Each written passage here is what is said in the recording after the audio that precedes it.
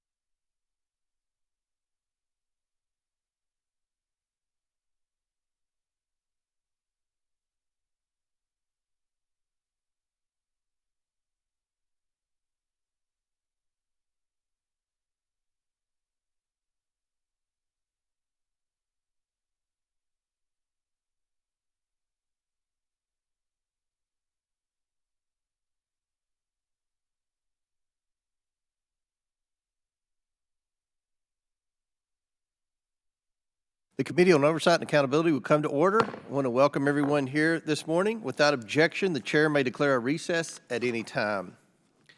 Good morning and welcome everyone to this hearing on the General Services Administration. GSA is intended to serve as the federal government's supply closet, landlord, real estate agent, motor pool, and IT support. Unfortunately, GSA has fallen short in executing its mission. Just look at the sudden announcement last week of the proposed FBI headquarters relocation. It appears that at the 11th hour, a political appointee was given the role of decision maker. She then changed the criteria, reversed the recommendation of career experts, then promptly left for a new job. The process, or lack thereof, raises many questions that need to be answered. And earlier this Congress, Chairman Sessions and Ranking Member Maffume held a bipartisan hearing and began an investigation into long-standing misrepresentations with login.gov.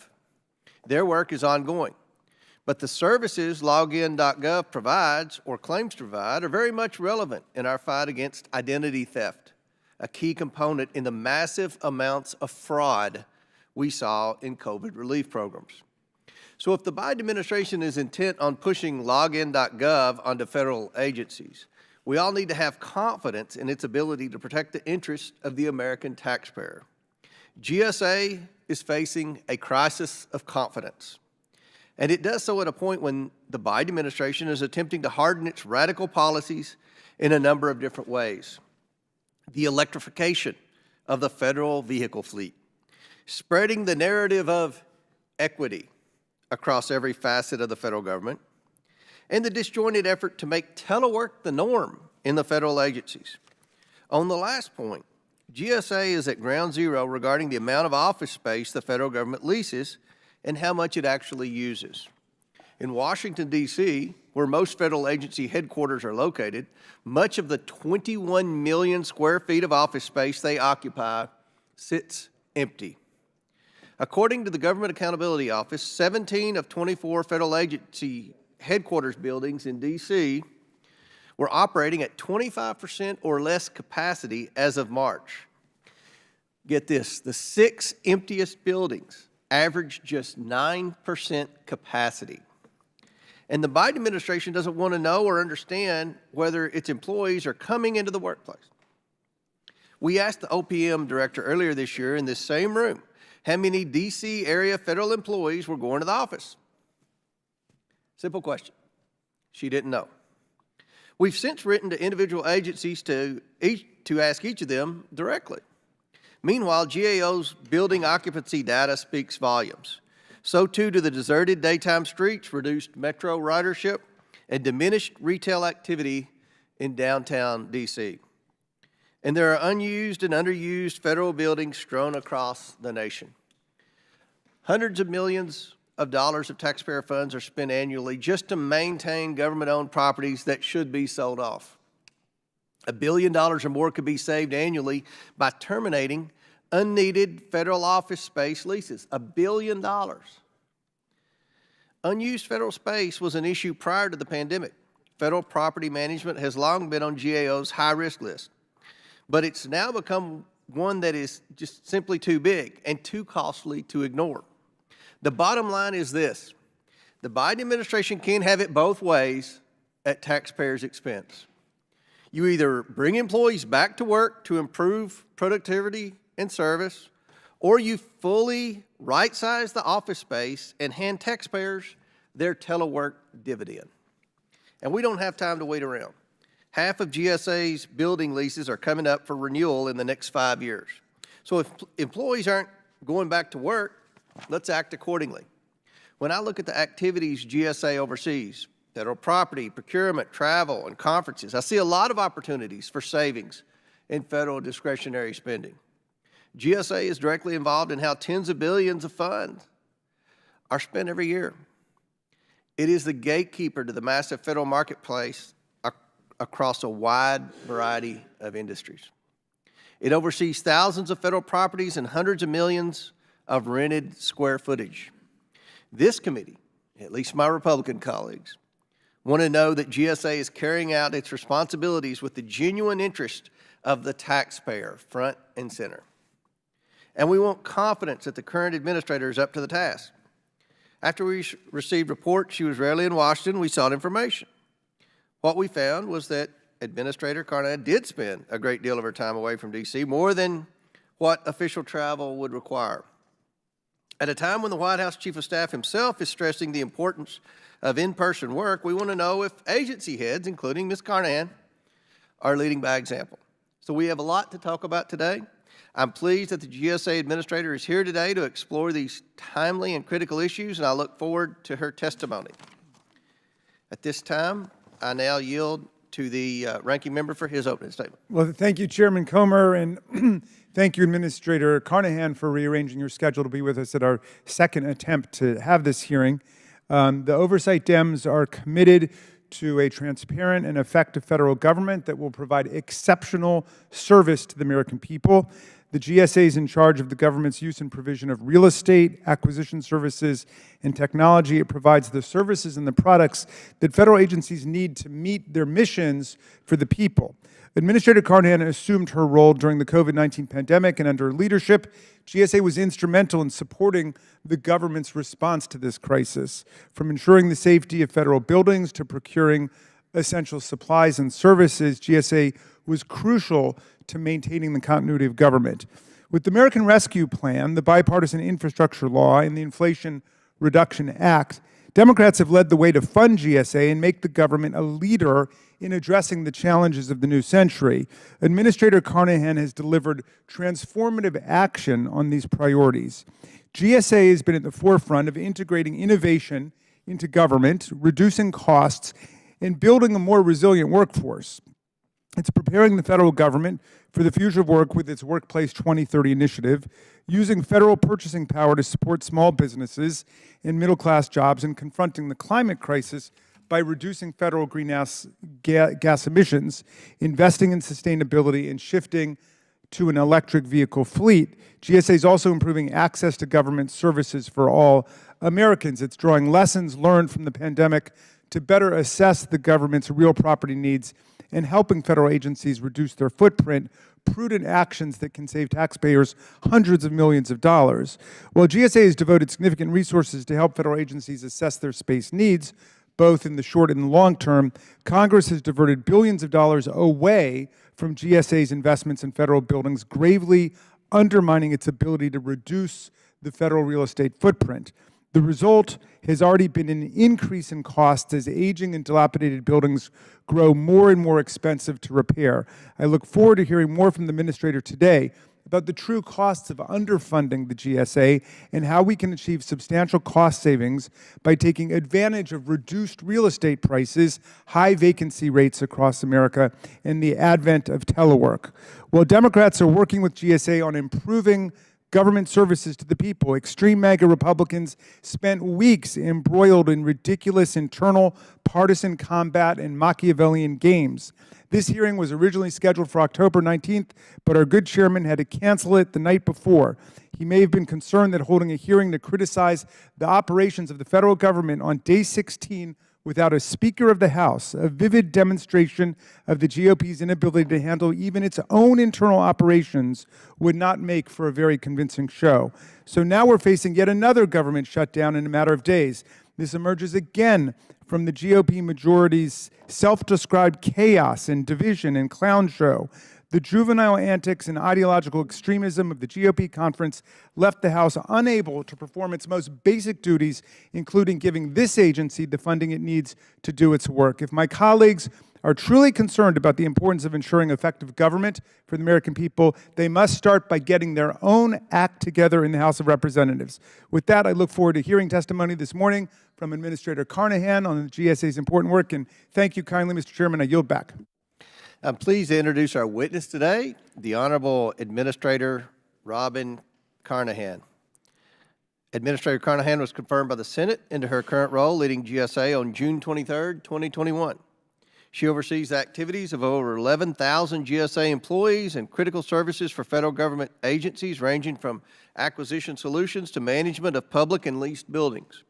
Prior to her appointment as administrator, she led the Senate and local government practice at 18F, an organization within GSA with a mission of assisting government agencies with technology solutions.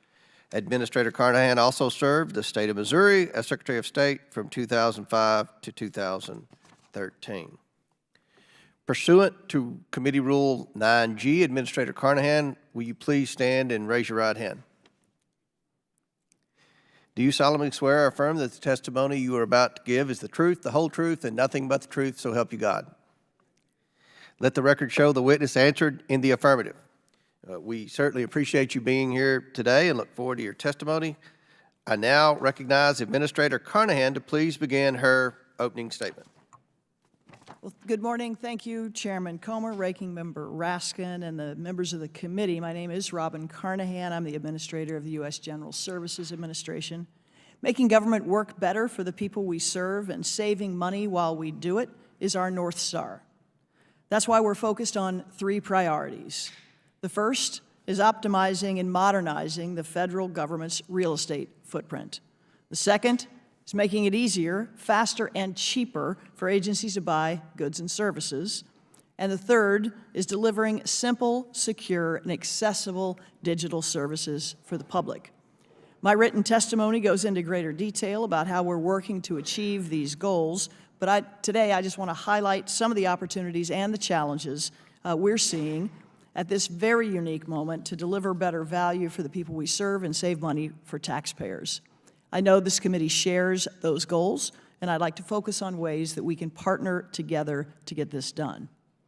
First, GSA is laser focused on right-sizing the federal footprint. Right now, agencies across the government are rethinking how much space they actually need. And while GSA doesn't make space decisions for agencies, we do work closely with them to leverage our team's expertise to help agencies plan and, whenever possible, to downsize. GSA has a great track record of success in doing this. Since 2013, we've helped reduce the federal footprint by disposing of 12 million square feet of owned space and giving up 18 million square feet of leased space. We want to build on that record by continuing to consolidate and dispose of unneeded property and leases. And in fact, we see an opportunity to reduce the government's footprint by up to 30%. That would save $60 billion over 10 years. Just last week, we announced 23 properties to get this started to dispose of. This represents a potential of 3.5 million square feet of reduced space and cost avoidance. It's not even counting what we get in the value of the sale, cost avoidance of $1 billion over the next 10 years. This is just a start. We need your help to do even more. So, what is that? What do we need? First, GSA needs congressional support for our full FY24 budget request and for key legislative reforms to speed up the process. Consolidating agencies and disposing of buildings can only happen if we have modern, functional space for agencies to relocate into. The good news is that Congress thought about that and came up with the plan many years ago to do just that when it established the Federal Buildings Fund in order to use agency rent payments to maintain buildings. The bad news is that for the last 12 years, on average, roughly $1 billion from that fund has been used for other agencies. As GAO noted in their September report, the largest impediment to improving federal building utilization is lack of funding. Bottom line, we have missed opportunities to shrink our real estate portfolio because we haven't had the upfront money to reconfigure and modernize facilities that we plan to keep, even though we know that those investments will pay back many times over through lower real estate costs. This is an important moment for the American people to reap billions of dollars in future savings, but it can only happen if we work together. That's why we're asking Congress for a scoring fix for the Federal Buildings Fund to ensure that the rent that we collect is reinvested in our public buildings and saving taxpayer money. Now, GSA also works to make it easier, faster, and cheaper for our agency partners to buy the goods and services they need. While purchasing decisions, as you know, are ultimately up to the agencies themselves, those that buy through GSA get the benefit of knowing they're getting good value and satisfying procurement rules. Last year alone, GSA helped agencies save $6 billion by leveraging government's buying power to get better prices. Our FY24 budget request also includes several proposals to improve the acquisition process. They're common sense proposals, and we look forward to working with you on those. Additionally, GSA helps agencies deliver better digital experience for the public. The fact is, there are a lot of common challenges that agencies face when it comes to technology. So building shared technology service is the smart way to address those challenges. That's why GSA offers things like FedRAMP and Login.gov and the U.S. Web Design System. And we're continuously expanding and improving those products to meet agency needs. And that includes things like a NIST IAL2 compliant identity verification option for agencies through Login.gov that will start next year, and launching a new text messaging notification system that could save thousands of hours and millions of dollars for agencies and the public. I also appreciate the committee's support for extending the Tech Modernization Fund. It's one of the smartest investments we can make in government, and I want to work with you all to get that done. Finally, as you may know, last week GSA concluded its congressionally directed site selection process for the FBI's new headquarters campus. GSA determined that the site in Greenbelt, Maryland, to be the best for the FBI, the government, because the site was the lowest cost to taxpayers, provided the greatest access to transportation for employees and visitors, gave the government the most certainty on project schedule, and also provided the potential to advance sustainability and equity. I'd encourage all of you to review the materials we've posted online. It includes our decision-making official's full 40-page decision document and her analysis that led to the final decision. We've always said from the beginning that we're committed to a fair and transparent process. We mean that, and we've put all of our documents online. I am proud of the process that we ran. I stand behind the decision of our team and of all the public servants who carefully followed that process and selected the site most advantageous to the government. I know it's a topic of great interest to the committee. I'd be happy to discuss it further. And I thank you for the opportunity to testify today and for your willingness to partner with GSA and to make our government work better for the people we serve and to save money doing it. Thank you. We'll now begin our question portion of the hearing, and I'll begin. GAO recently found that 17 of 24 major federal agency headquarter buildings in the D.C. area are at less than 25% occupancy, with some less than 10% full. GSA's own headquarters was only 11% occupancy, despite being the government's primary real estate agent and property manager.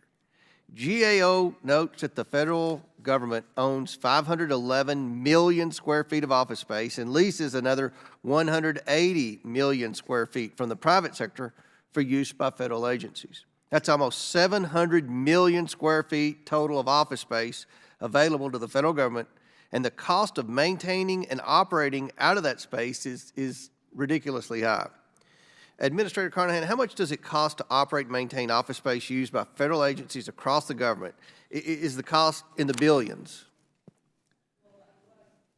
Sorry. What I can speak to, Congressman, is the Federal Buildings Fund, which I referred to in my statement, and that is the fund that lease payments by government agencies So it's in the billions, right? Yes, yes. So according to GSA data from the fiscal year 2022 Federal Real Property Profile, the total annual cost of buildings owned, leased, or otherwise managed by the federal government is over $25 billion. Federal agencies spend $2 billion annually to operate and maintain federal office buildings and $5 billion on rental lease payments. Administrator, I think you agree with me that a huge portion of federal office space sits empty or underutilized. If we could just reduce the amount of office space leased by 10%, we would save roughly $500 million on lease payments annually, correct? I couldn't agree with you more that we have a huge opportunity to optimize our footprint, and eager to work with you to get that done. Well, Administrator, the federal government owns properties all over the nation that are underutilized. Many of these properties could be put to more productive use, helping local economies. Selling these properties could yield billions in sales proceeds and save hundreds of millions of dollars every year in operation and maintenance costs, right? That's true. In fact, the GSA data in fiscal year 2022 said the limited disposal activity that occurred still netted $36 million in sales proceeds and $22 million in averted operations and maintenance costs. Administrator, given that the federal workers are teleworking to such a high degree, and given how empty our federal office buildings are, I assume GSA is working to downsize the federal government's office space footprint to realize these cost savings. So what's the holdup? So I'm glad you asked that question. This is a topic of great interest to me, and I think we are fully aligned on what needs to happen. We need to optimize, which means shrink and consolidate whenever we can, to make sure our buildings are both useful for communities where they sit, but also save money for taxpayers. Are the federal agencies reluctant to give up office space?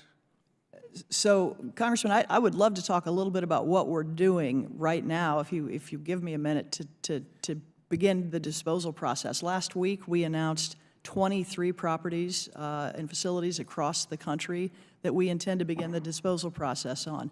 That will be 3.5 million square feet of reduction.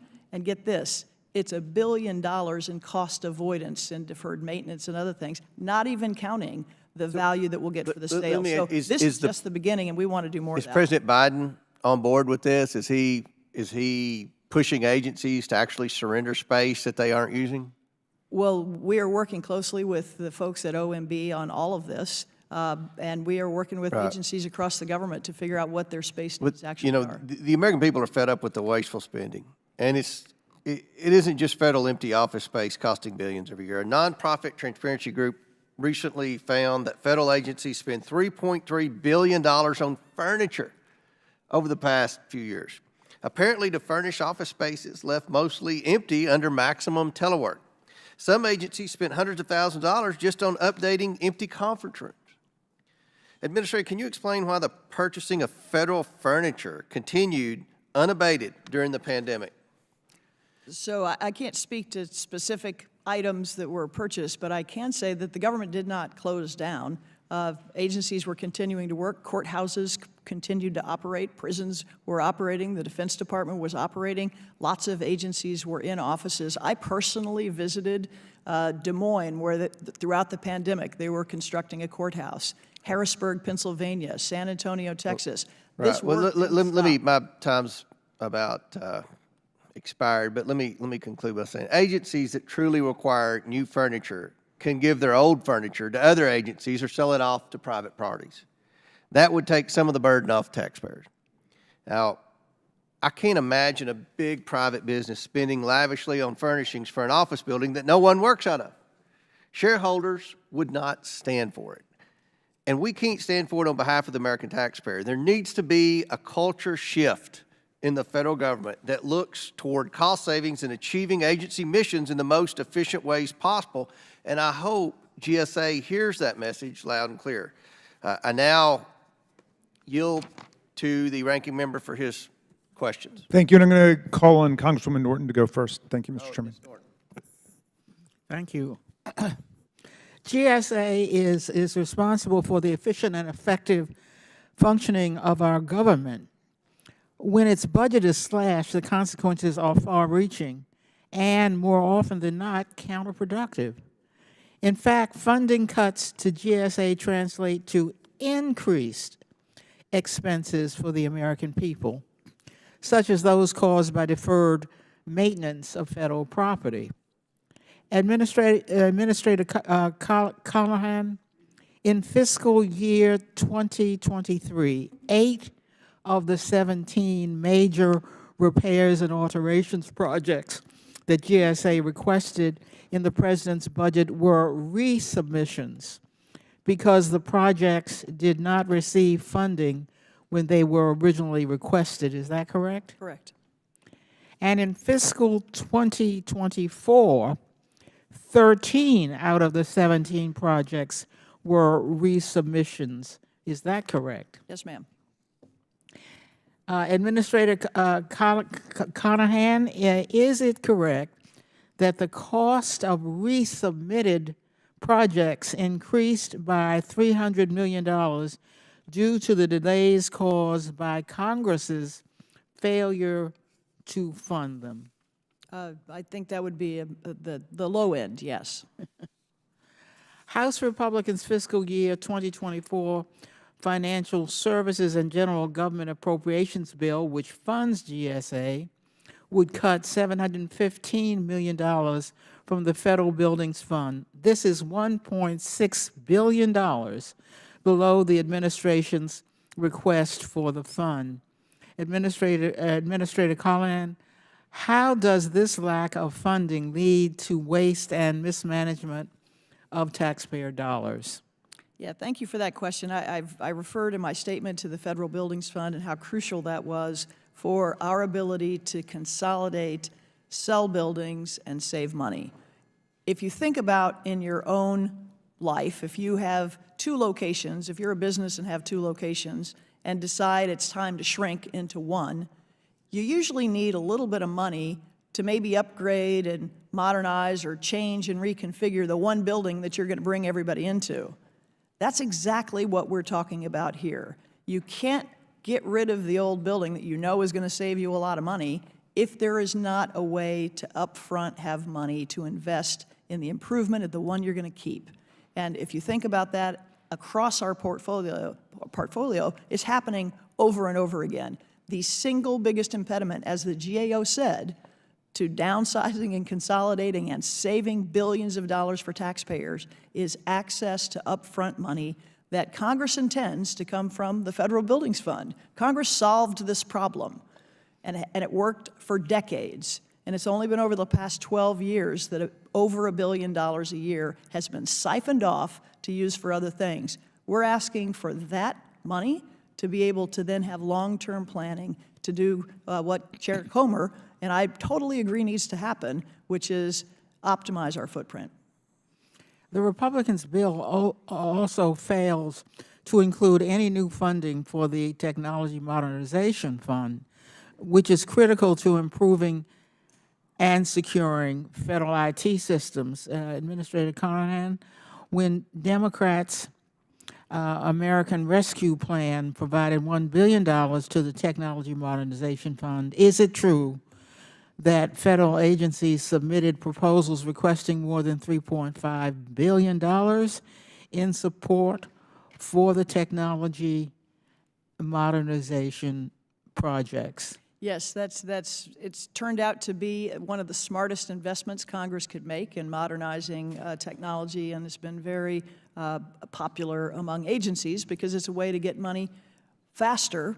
Given that technology changes so quickly, they need, the speed of need is that they be able to get access to money, and TMF helps with that. What will happen if if Republicans succeed in barring funding to the Technology Modernization Fund in fiscal year 2024? I think the primary issue will be just delay. We're living in a world where technology changes weekly, if not faster, and the only way the federal government can keep up is by having access to funding to respond at the speed of need. The TMF does that, and if there's a decision made to stop funding it, it will go back to the 2 or 3 or 4 or 5 years that it sometimes takes to get funding for technology. Thank you. My time has expired. Gentlelady's time's expired. They've called votes, but we're going to ask 2 more questions on each side. I have 2 more questioners on each side. The chair now recognizes Mr. Higgins from Louisiana. Thank you, Mr. Chairman. Administrator Carnahan, thank you for being here today. I'm going to touch on a couple of things, be moving fast. Regarding the FBI, many of my colleagues in the House and Senate, myself included, have expressed serious concerns regarding the weaponization of the FBI, and yet it's on the slate. It's moving forward to give them a brand new building. I'm going to oppose that with every fiber of my being. In fact, I think the FBI as an institution should be taken down brick by oppressive brick and rebuilt from the ground up, literally. Well, we're going to focus on GSA's interaction there. It's been widely reported that the FBI and many Virginia officials have voiced concerns regarding conflict of interest during the selection and the process of relocation of the building.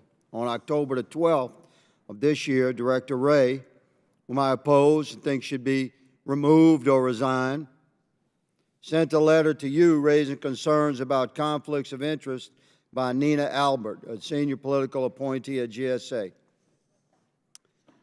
Regarding the selection of the Greenbelt parcel of land, quote unquote, which was owned by the Washington Metropolitan Area Transit Authority, which was a senior official's immediate prior employer. This Nina Albert. Nina Albert has now been hired as a deputy mayor of the District of Columbia's Planning and Economic Development. Administrator, have you conducted a review of these allegations, and if so, what are your findings, ma'am? Thanks for your question, sir. We have conducted a review.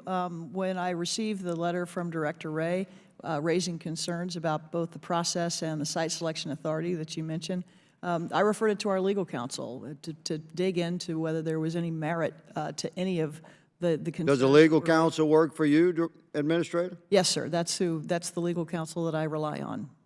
So I sent that to our legal counsel, had them review the process, review Ms. Albert's participation, and they found no merit in any of that. I will tell you that we fully vetted Ms. Albert because we knew of her prior employment at WMATA, the Washington Area Metro Transit Authority.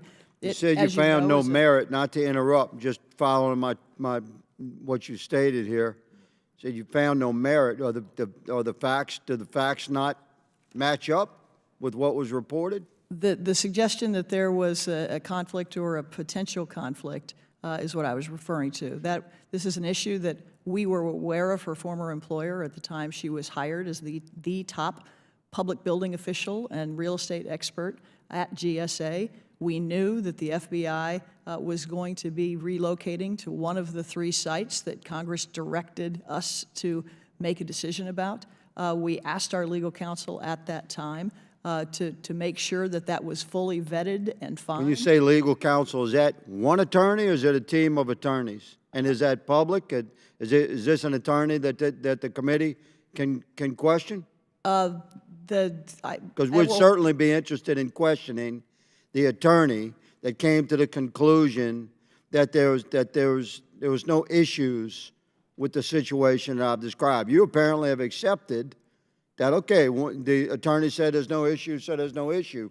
But the Oversight Committee is not going to readily accept that conclusion. So please clarify your position there for our future reference on this committee. Do you accept it? You said you referred it to legal counsel. You referred to one legal counsel. Can you describe that? Is that an office? Have they given you an official report? Can we review that official report? Are you going to stand upon that when we call you again next year and have that counselor in front of us? Yes, sorry, I didn't understand your question, but yes, we have hundreds of pages that we've posted online about all of the decision-making process, and that includes the review of our legal counsel. So you can go to our website. In my remaining 30 seconds, I'm trying to drill down here on what you're referring to as your legal counsel. Describe what that is to America. So there's a office of the general counsel at GSA that has several hundred attorneys in it. I'm not sure how many were involved in the review of this, but the reference that I am making is signed by the general counsel. Okay, so suffice it to say that a team of attorneys employed by GSA have determined that there was no nefarious intent in the situation that I described regarding the location of the proposed new FBI building.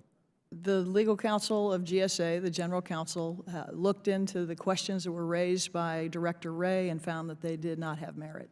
Very well. My time has expired, Mr. Chairman, but I strongly advise that this committee takes further action to look into this now that the GSA's legal counsel has taken a position. I yield.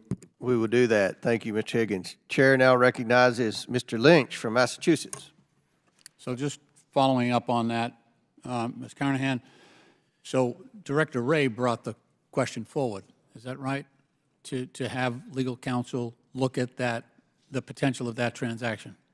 No, sir. Director Wray sent a letter that listed a few concerns that the FBI apparently had. But I said he raised the concern. You're saying he sent a letter raising the concern. Do we have a difference of opinion here?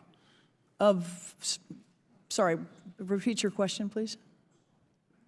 Director Wray brought forward the question about the bidding process regarding the new headquarters.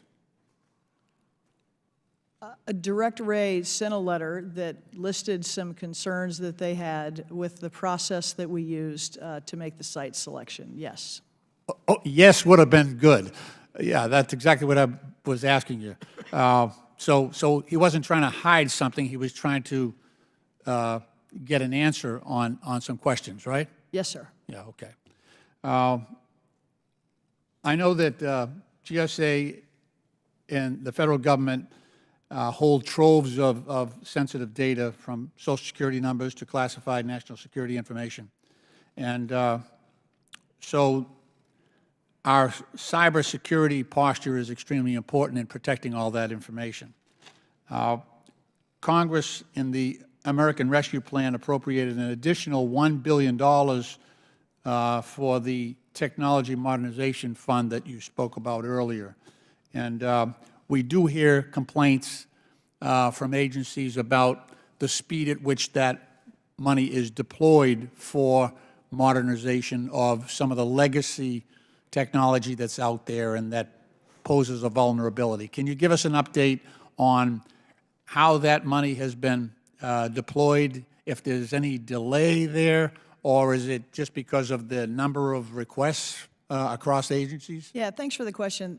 The Technology Modernization Fund, I truly think, is one of the smartest things that's ever been passed by Congress. It is, we need to have modern technology to serve the American people, and we need to have folks who understand technology help make decisions about how that money is spent. So when I arrived, the team that was running the TMF was pretty small. And that didn't involve and include a lot of seasoned technologists. We have built up that team. We brought people in from the private sector to help run that operation, and it is completely transformed.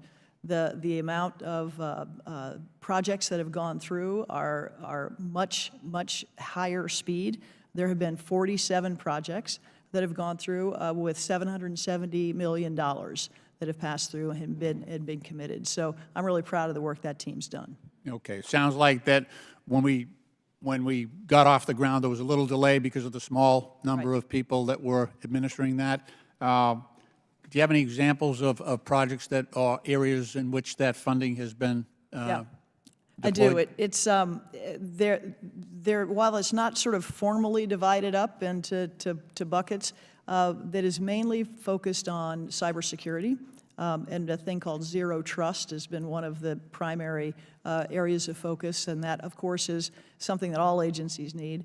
Also, shared services, and what I mean by that are if you think about how government interacts with people, it's very similar, whichever agency you're dealing with, right? It can be, identity, it can be logging in, it can be transferring money. So we do shared services, and that's a thing that can save a lot of money and provide better service. And then we do citizen-facing services there. And so, for example, a lot has been done with the VA and the Department of Agriculture in ways that help veterans be able to access benefits quicker and help farmers be able to apply for loans and get things done quicker. We're doing a lot with the National Archives at the moment. We've also helped Homeland Security, but it's agencies across the government. In fact, now every single cabinet agency has I believe, done some work with TMF. Great. There is a keen concern about Department of Health and Human Services and the sensitivity of Americans' health information. Has any resources been dedicated to solving that vulnerability? Yeah, protecting folks' personal information is a high priority. I can look into and get back to you about what projects we've worked on with HHS. Thank you. I appreciate that. Mr. Chairman, I yield back. Gentleman yields back. Pursuant to the previous order, the chair declares the committee in recess, subject to the call of the chair. We will plan to reconvene 10 minutes after votes. The committee stands in recess.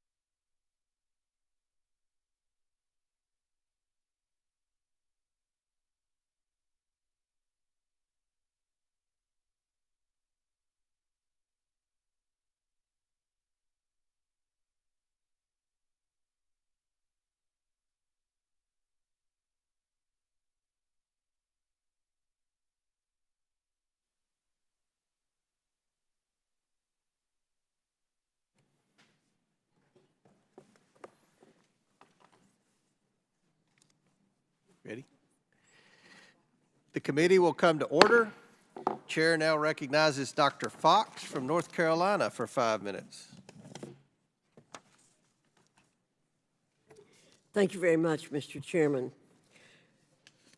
Ms. Carnahan, in the post-pandemic era, many businesses in the private sector are downsizing office space since so many employees are working remotely or adopting hybrid schedules.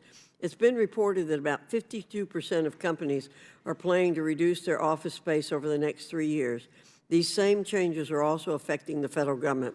As I'm sure you're aware, the Government Accountability Office noted that 17 of 24 major federal agencies' headquarters in the D.C. are less than 25% occupied. How much does GSA spend annually to maintain and operate office space for federal agencies? Thanks for that question, Congresswoman. We talked about this a little bit in the first session.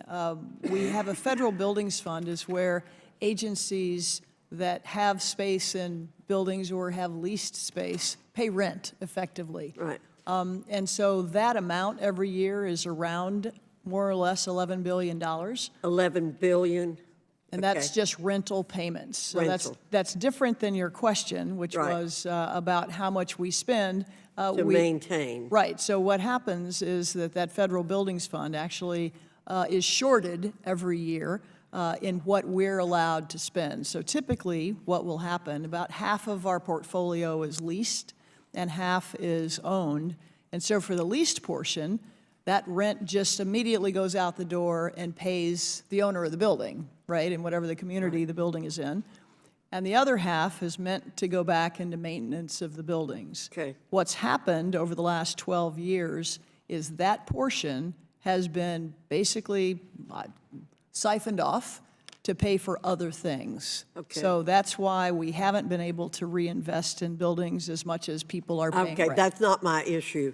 If 70% of a major federal agency headquarters are only 25% occupied, I believe we can find substantial savings by downsizing office space. Would you agree? Absolutely.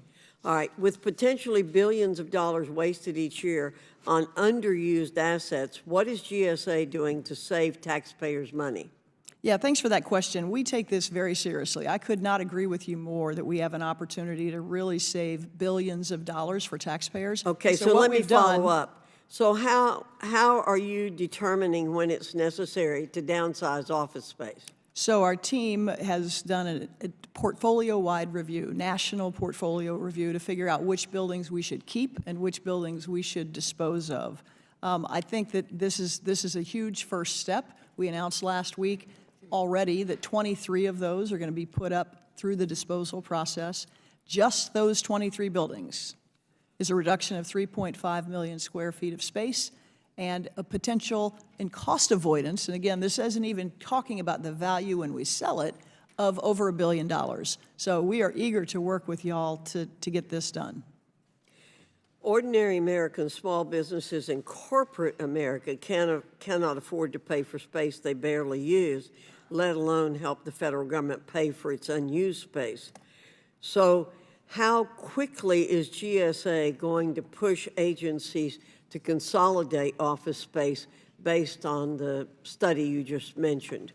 Well, we are working with agencies all the time as they're rethinking how much space they need. And so that's an important thing that the team does every day. In the end, by the way, we don't force them to make a decision.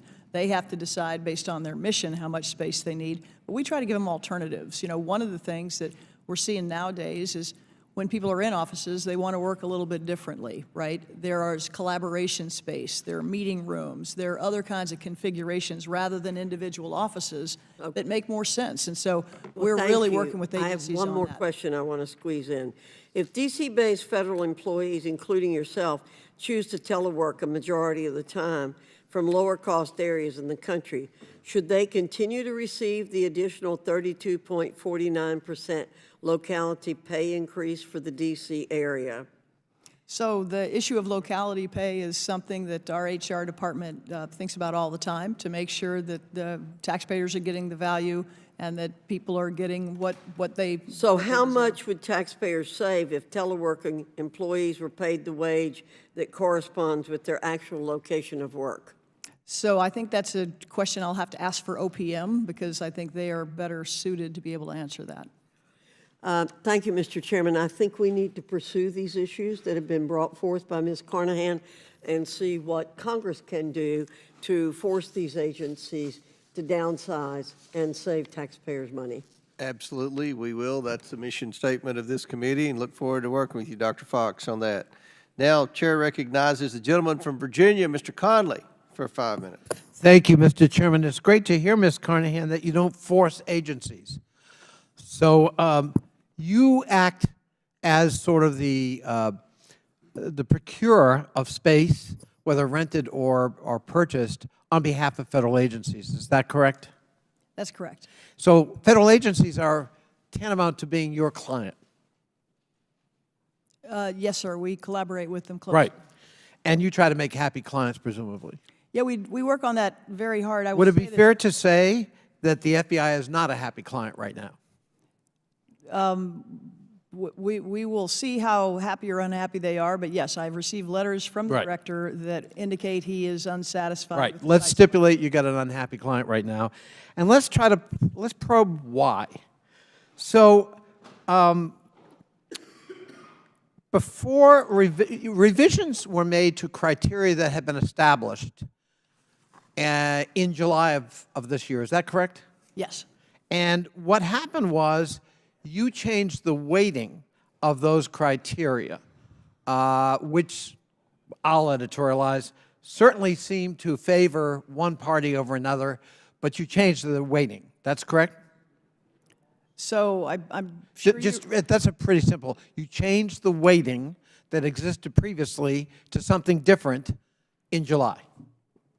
we did, and I And can at that explain why, time, like, and at that time, you replaced a career civil servant who was overseeing the expert panel of 3 with a political appointee, this Nina Albert. Is that correct? we replaced someone with the top real estate professional at the agency. Yeah, let's not editorialize. She's a political appointee. She was. Is that correct? That's correct, and the top real And is estate- she still at GSA? She's no longer at GSA. So right after she did the overturn of the panel of expert witnesses that unanimously chose a different site, the one in Springfield, Virginia, she left the agency. Is that correct? She's now the deputy mayor. I know of what she is. Washington, D.C. She left the agency was my question. That's correct. She's That's now the right. deputy mayor. So in this process, did GSA diminish the weighting of proximity and FBI mission category from 35 to 25%? So I don't have all of those numbers in front of me, but there was. Let's stipulate the answer is yes. Okay. And by the way, you changed the name to make it maybe less favorable to the FBI from FBI mission as a category to proximity. Did, at that same time, GSA diminish the weighting of the transportation category from 25 to 20%? I think, I don't have, as I said, that. Let us information. stipulate the Okay. answer is yes. All right. Did GSA increase the weighting of equity and cost categories from 25% to 40%? So your question is two. Another category. Two categories. There's Cost and equity. Cost is a category. Right. Equity is a category, and those I know were both increased. Big change. Okay, so even with this weighted change that clearly favored one party over another, the 3 panel of experts, 2 from GSA, 1 from FBI, unanimously, nonetheless, chose a different site. Is that not correct? That's correct. And your appointee, this Miss Nina Albert, who is no longer with the agency and parachuted in, she unilaterally overturned and redirected the evaluation of these new weighted criteria that the 3 expert panel had reviewed and evaluated. Is that correct? So I'd like to just clarify one thing that you said, and that you used the word overturned. Well, it looks like she overturned it to me. I read the report. A lot of personal pronouns in there, by the way. I. And it seems that irrespective of the professional judgment, with the change to the criteria that clearly favored one site over another, nonetheless, the Virginia site was unanimously selected. And because of her, I will say, in my opinion, arbitrary overturn of their findings, you ended up picking one side over the other. And that raises serious questions about the process. Now, in the end of your testimony today, you have a full-throated reaffirmation of your faith in that decision and that individual in making that decision. And I would just say to you, I think you really risk damaging the credibility of the agency and its sense of fairness and lack of political interference in decision-making. I think there's a lot at risk here. And, Mr. Chairman, we're going to be asking for an Inspector General report, and I hope you could join me in that effort, to look at this process and how it could be so contaminated as to skew the ultimate decision. I yield back. Gentleman yields back, and let me say I share Mr. Conley's concerns about the way GSA chose the new FBI headquarters site.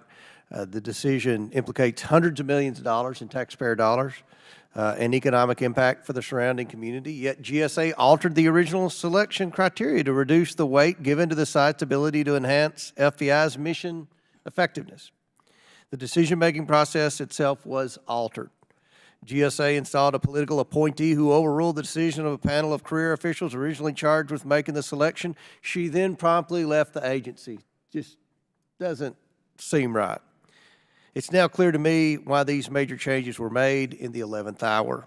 So I invite the gentleman from Virginia and anyone else on the committee with concerns about the process to join me in following up on today's hearing with a request to the GSA Inspector General to review GSA's actions in this matter. Mr. Chairman, I would gladly join with you in signing such a request. And I also want to just add to the point you made, if I may. In making this decision, ironically, the Springfield site is already owned by the federal government, would not cost any procurement money.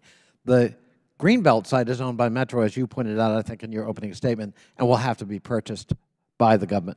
Thank you. Very good. Look forward to working with you. You have more knowledge of this issue than anyone. I think this will be a good bipartisan issue for the committee. Chair now recognizes Mr. Jordan from Ohio for 5 minutes. Ms. Carnahan, was Director Wray wrong when he said he didn't agree with the process that was followed in selecting the site in Maryland? I asked my general counsel to look into all of the concerns that were raised in Director Wray's letter, and they found those to be without merit. He says we have concerns about fairness and transparency in the process and GSA's failure to adhere to its own site selection plan. So he didn't just say there were problems. He said you didn't follow your own rules. And you say that's not true? Our general counsel found that we did follow all of the rules. What do you say? You're the boss. I agree that we followed all of the rules. So Senator Kane's wrong as well when he says irrevocably undermined and tainted and this decision must be reversed. He's wrong as well? Look, there are a lot of people who are interested in where this site goes. We ran the most fair and Well, I'm transparent. interested too. I don't want it to go either place. I don't think we should be rewarding the FBI with the same FBI that said pro-life Catholics were extremists, the same FBI that retaliated against whistleblowers, the same FBI that censored Americans. That's not Jim Jordan. We know this. We've seen the domain perspective about what happened at the Richmond FBI. We've had whistleblower testimony in front of Congress telling about how they've been retaliated against. And we know they censored Americans. The Fifth Circuit told us that. So I don't want it to go to either place. Frankly, if it goes anywhere, it should go to Huntsville, where they already got all kinds of land, all kinds of space, and all kinds of operations. But I am concerned about this process. How long did Ms. Albert have the position where she could overrule the three-person panel? How long was she in that position? So Ms. Albert was the head of the Public Building Service for GSA. She was in that position for, I think, 2 years. We made the decision. How long has she been at GSA? I believe she started in July of 2021. Okay, so she was there a couple years? But she's recently left? Correct. And she left before the decision was made public, is that right? Correct. Okay. So you say that Senator Kane is wrong in his assessment and Director Wray is wrong in his assessment as well? We ran a fair and transparent process, Congressman. That was my directive to our team, and it was we did that in the extreme. Every document that we've used to make any of these decisions is available online. I would encourage But you to take a look at those. Correct me, maybe I'm wrong, but didn't a three-person panel looked at all of this and they made a decision, and then that was overruled by Ms. Albert, who had been at GSA for all of 2 years, and then she left. After she overruled, she left before you guys make the decision public. Isn't that how it played out? So I want to just focus on a term that you're using, and that is overruled. The normal process for GSA when it makes site selections is to have a panel that makes some recommendations. They look at a lot of things and they recommend. But we then have the senior real estate professional at the agency make an ultimate decision. In fact, sometimes those decisions are different. The interesting thing is How that often have they been different? the most interesting thing is that in this case, How many times has this happened where the panel suggests one thing, recommends one thing, and then one individual who's in this position that Ms. Albert had comes in and overrules? How often does that well, happen? let me tell you the most relevant time that No, that's not what I asked. I asked how often has it happened? So I'll have to get back to you on that number, but there is a very Is relevant it rare? situation. Is it often? Is it all the time? What is? Can you give me that? In this particular project, it happened. Because in 2014, when all of the sites were looked at originally, there was a panel. It down-selected dozens of sites to 3. All 3 were in Maryland. Okay. The Site Selection Authority, over that, the equivalent of Miss Albert, decided that wasn't right and picked 2 in Maryland and 1 in Virginia, the site in Springfield. So in this project, there is a history That still begs the of question this I'm happening. asking. So you've had it happen twice in the same project. How often does it happen anywhere else? That's an important we answer do- for us to have. And when we're evaluating how you did this, particularly in light of what the chairman and Mr. Conley just said, that there's going to, and I assume the ranking member agrees with this too, there's going to be an inspector general investigation in all this. So we kind of like to know that answer. We'll- Pretty important fact. If you say if it only has happened twice and it happened on the same issue, this FBI headquarters, which many of us on this side don't want going to either Maryland or Virginia, frankly, in light of what the FBI has been up to regarding the American people, that's pretty important. And I agree with the chairman. I think an inspector general investigation is exactly what is needed to get to the bottom of this. And if we find out this hardly ever happens, but happened twice with the FBI headquarters, holy cow, that I think tells us something in and of itself. None of my time is expired, Mr. Chairman. I yield back. Thank you, gentlemen. Chair now will recognize you or the ranking member for 5 minutes. Thank you, Mr. Chairman. Well, we've seen some very strange, indeed bizarre bedfellows jumping in together in this cause. We got some people who started out by saying they want to dismantle the FBI brick by brick and destroy the agency. Our distinguished colleague, Mr. Jordan, seems to have made a career of trying to disassemble the FBI. He wants the FBI headquarters in Huntsville, Alabama, apparently.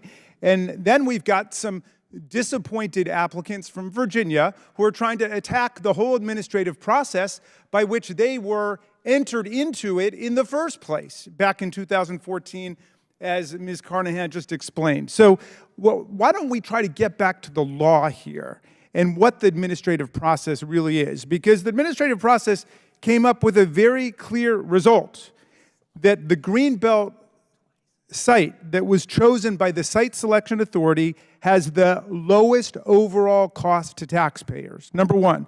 Number two, the Greenbelt site is the most transit-accessible site due to its short walking distance to the metro and commuter rail. It offers the greatest opportunity for the government's investment to positively affect the Washington region through sustainable and equitable development, and so on.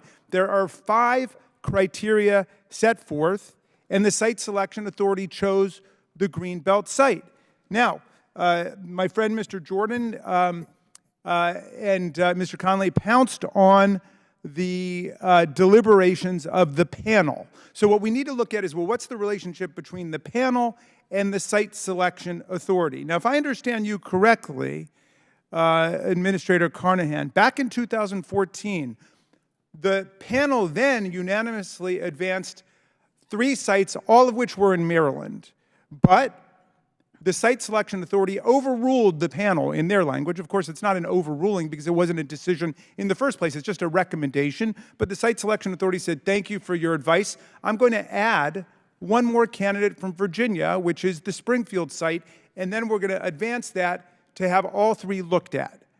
Then the panel comes back and says, well, we happen to like the Springfield site, but the Site Selection Authority, which is charged with your decision-making power over this exclusively, and everybody agrees that's what the process is, says, no, the Greenbelt site is the one that conforms to these 5 criteria.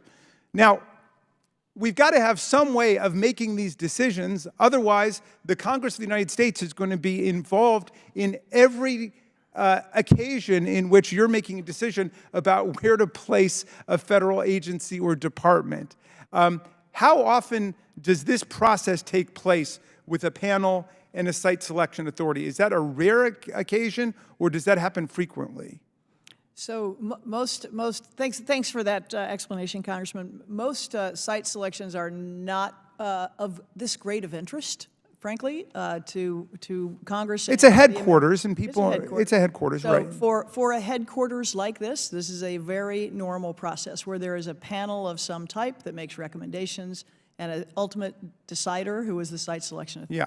And then sometimes the Site Selection Authority agrees with the panel.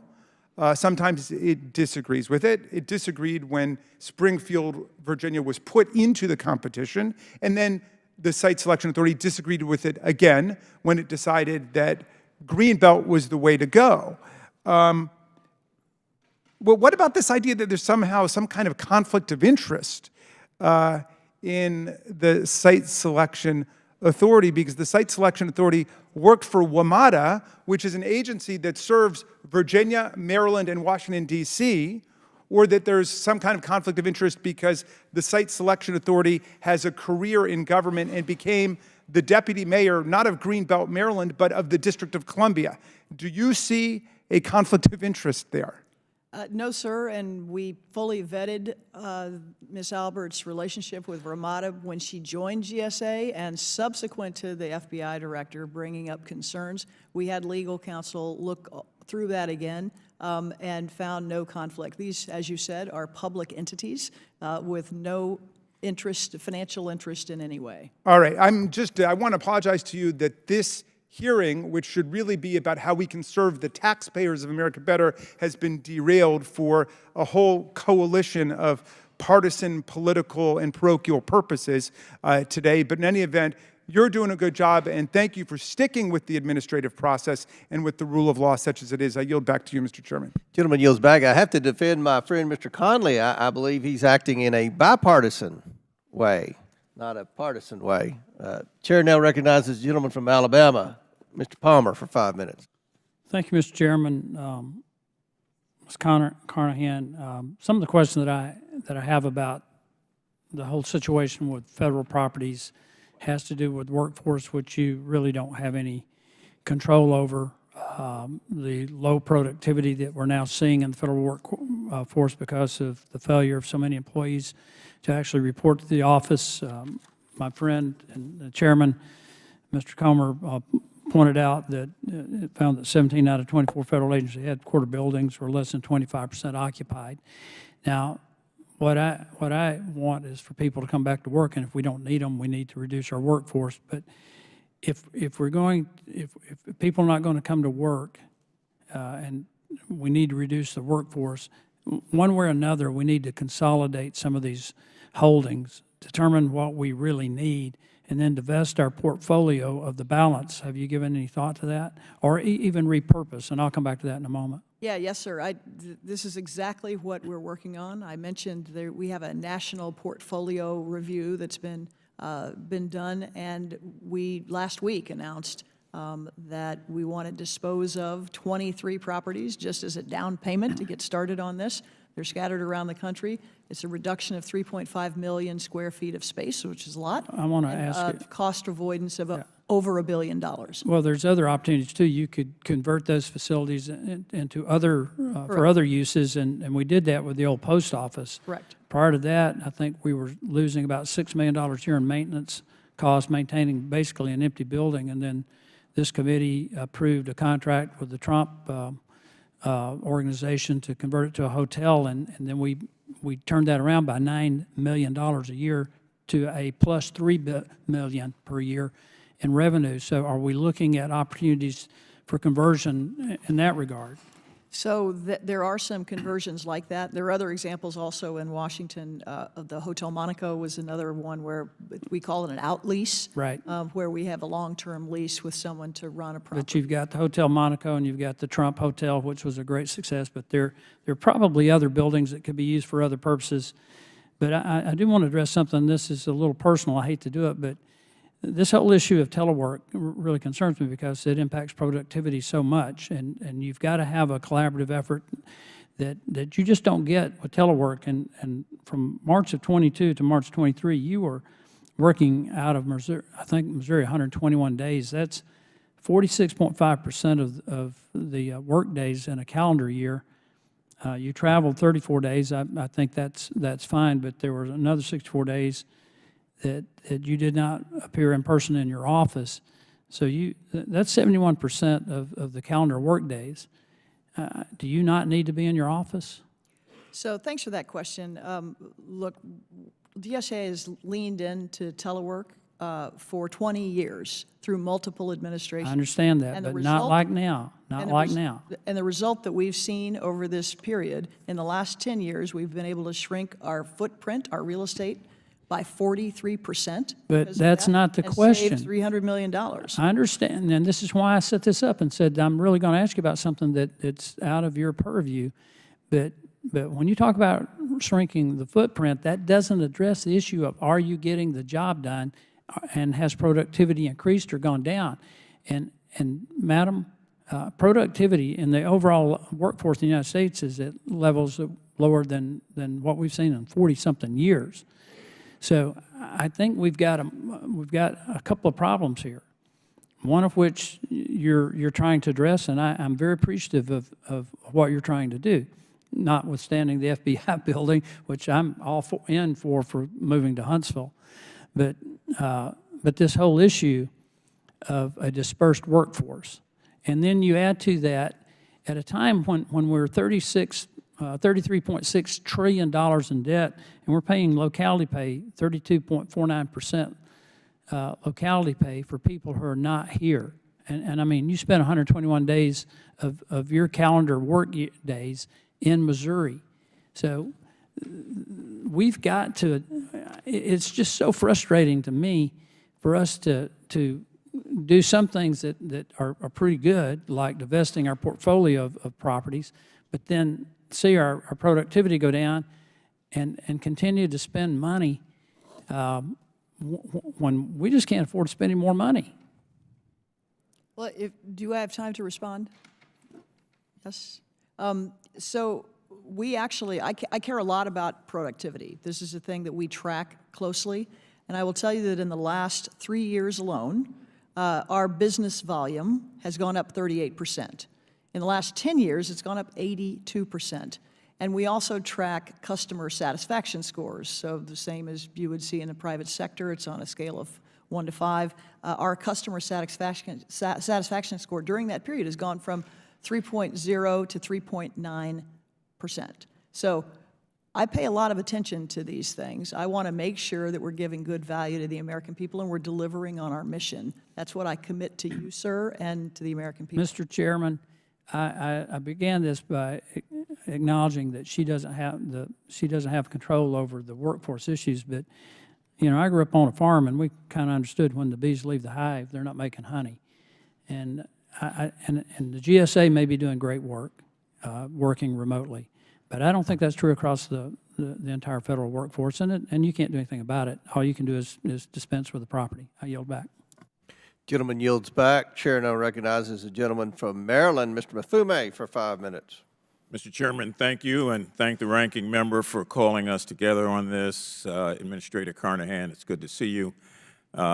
to say the very least. You have a tough job, and a job that oftentimes goes without a lot of thanks. So I want to, at least on behalf of this member of the committee, thank you for the way you have proceeded in leading the GSA, and for your willingness to be very transparent and open before this committee and other committees about a lot of things that we are all interested in but don't always understand. I had hoped that we would spend most of the day talking about consolidation of federal properties, the disposal of federal properties, and the occupation rates, or the lack thereof, and what kind of cost savings could be gleaned for the American taxpayer. I'm particularly interested and would like to get at another time a detailed sort of orientation about the disposal of lease space and rent space and the plan that you have put together that will save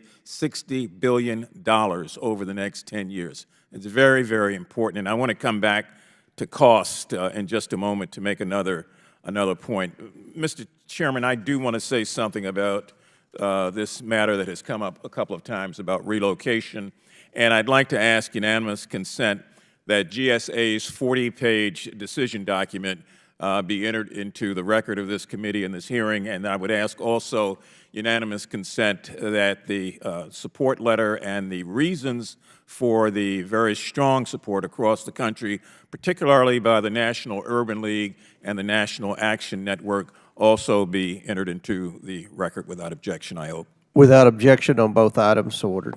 Thank you. A couple of things, Madam Administrator. I want to go back to something that was mentioned earlier that I think bears repeating, and that is that the Virginia location was never a part of the original plan for the relocation, and that this has gone on for 15 years with House and Senate committees working in tandem, Democrats and Republicans, to address the overwhelming need to replace the FBI headquarters and to establish a level playing ground for a competitive bidding process, which we have, and to make sure that we find a way to protect and to support the men and women that are working there. As many of you may not know, there's been a net around the FBI building for a while because of falling debris. There was an employee there just a week or so back that had the ceiling and parts of it fall on their desk while they were working.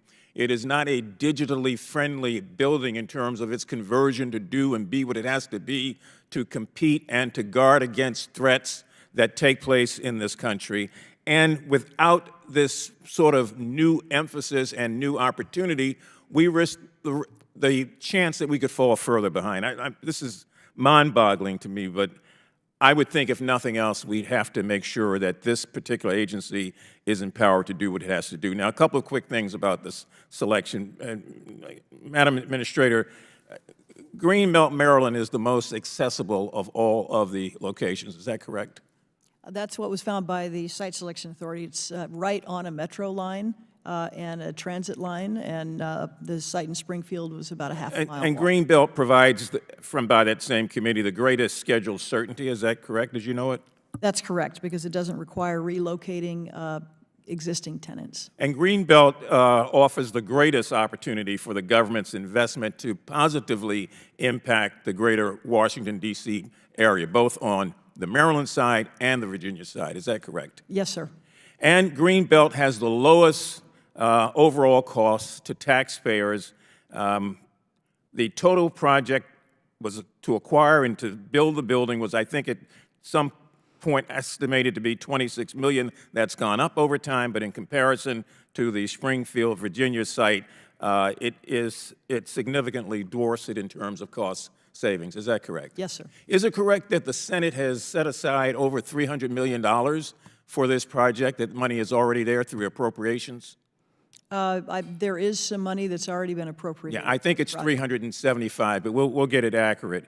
And is it true that the aggregate savings by having this building built and located where you have and your committee has decided saves $1 billion to the American taxpayers? Is that correct?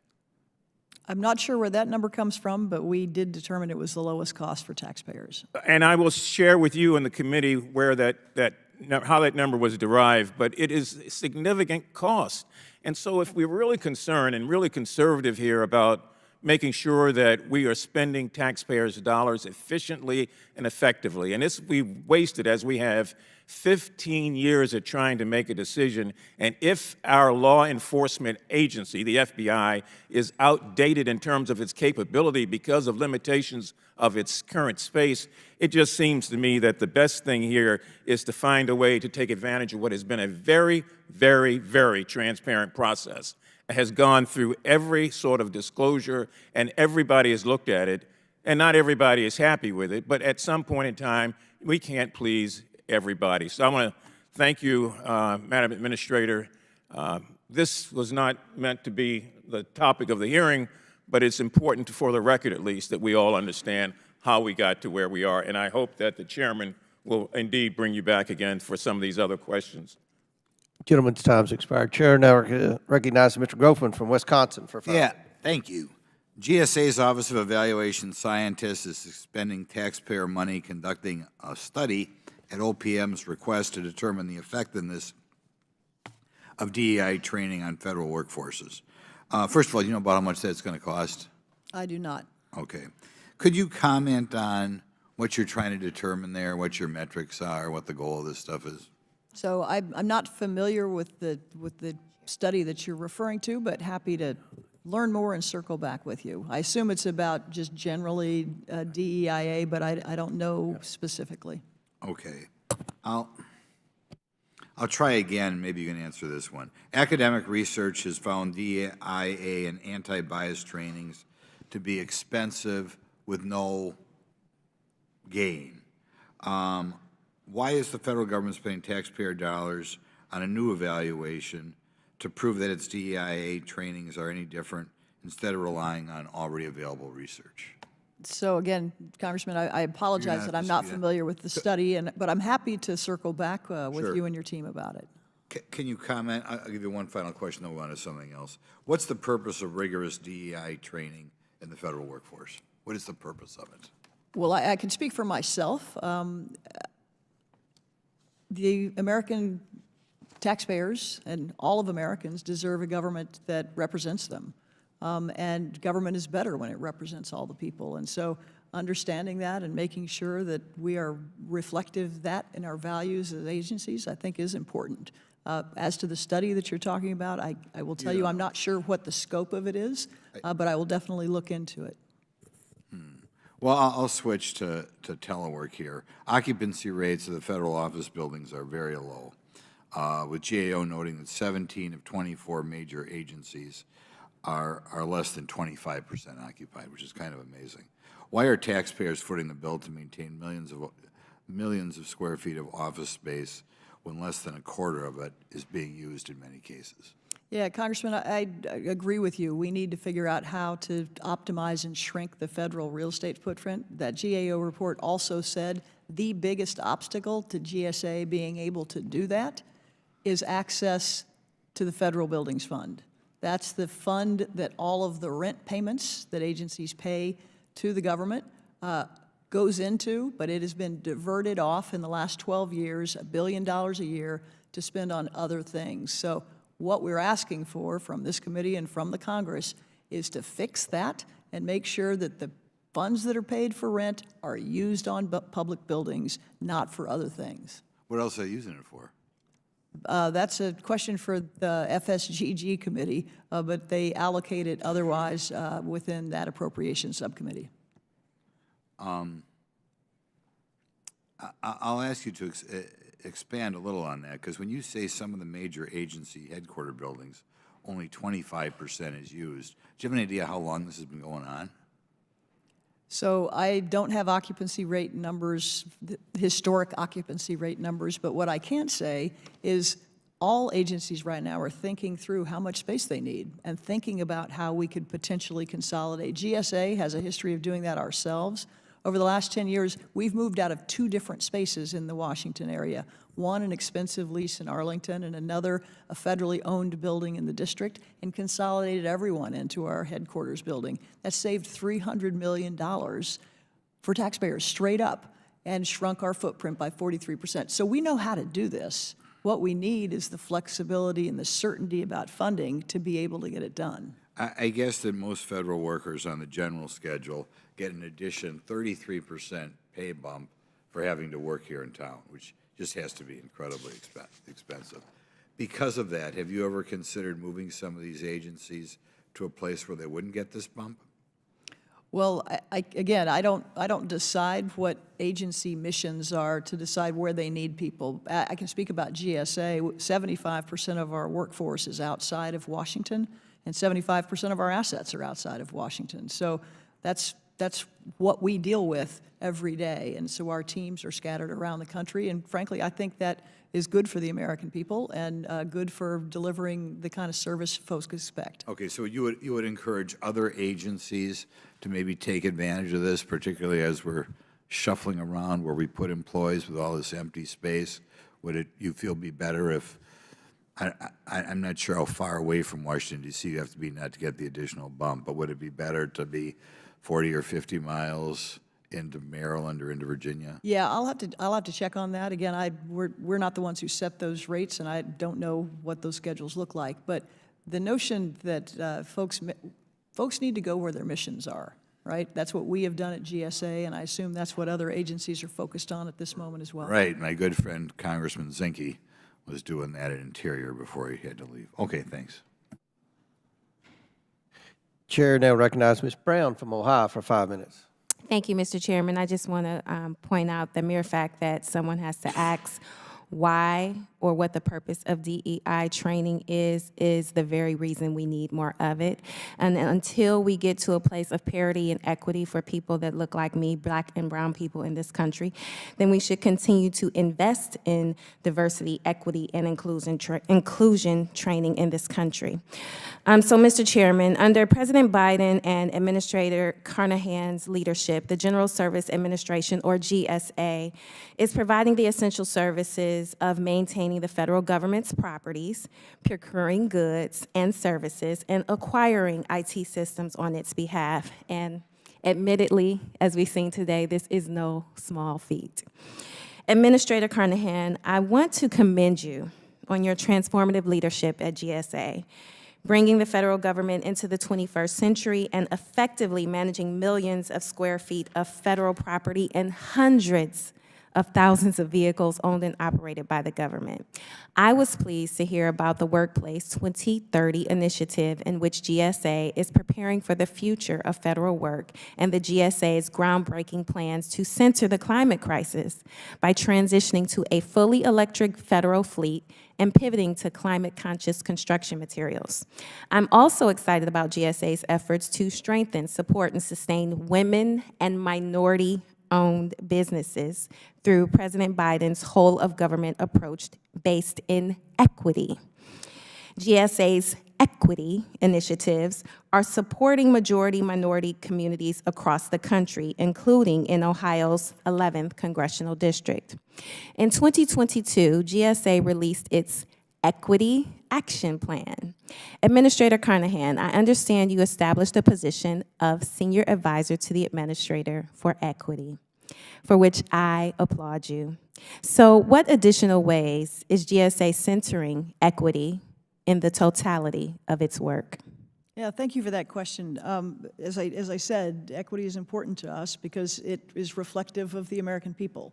We want to have a government that reflects our people, that makes the government better, and it serves all the people better. One of the things that we've really focused on recently is recruitment, and we've focused on HBCUs as a prime source of talent that we can bring into the government. We're also very focused on small and women-owned and small disadvantaged-owned businesses. We're really proud of the amount of our procurement that we can do with these small businesses. It makes a difference in communities. We all want to support that. So it's a way we can give good value to the American taxpayers and also support communities. The final thing I just want to mention is a thing called the Good Neighbor Program.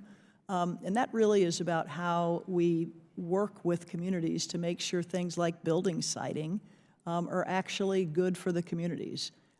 There was a great example recently in Harrisburg, Pennsylvania. A new courthouse was going up.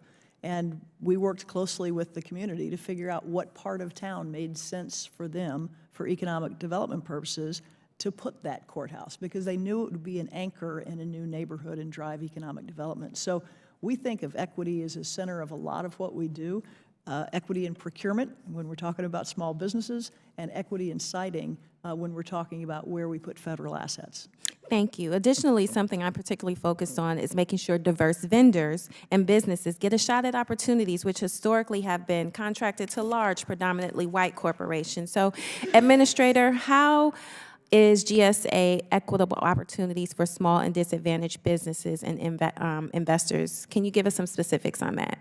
Yeah, so our small business spend number is the highest it's ever been. It's about, our total spend at GSA was about $20 billion, and I think somewhere in the 40% range was small businesses. And so we take this very, very seriously, because we know we can get basically a double win, both a good value for taxpayers and having the economic benefit for those communities that we want to support. Thank you again. And I don't need to remind you, Administrator, the GSA oversees about $75 billion in annual contracts to businesses and vendors across the United States. It is critical this funding be awarded in an equitable way, recognizing the importance and worth of Black and brown businesses, underserved communities, and women-owned initiatives. When our small businesses are underserved and underserved communities thrive, we all succeed.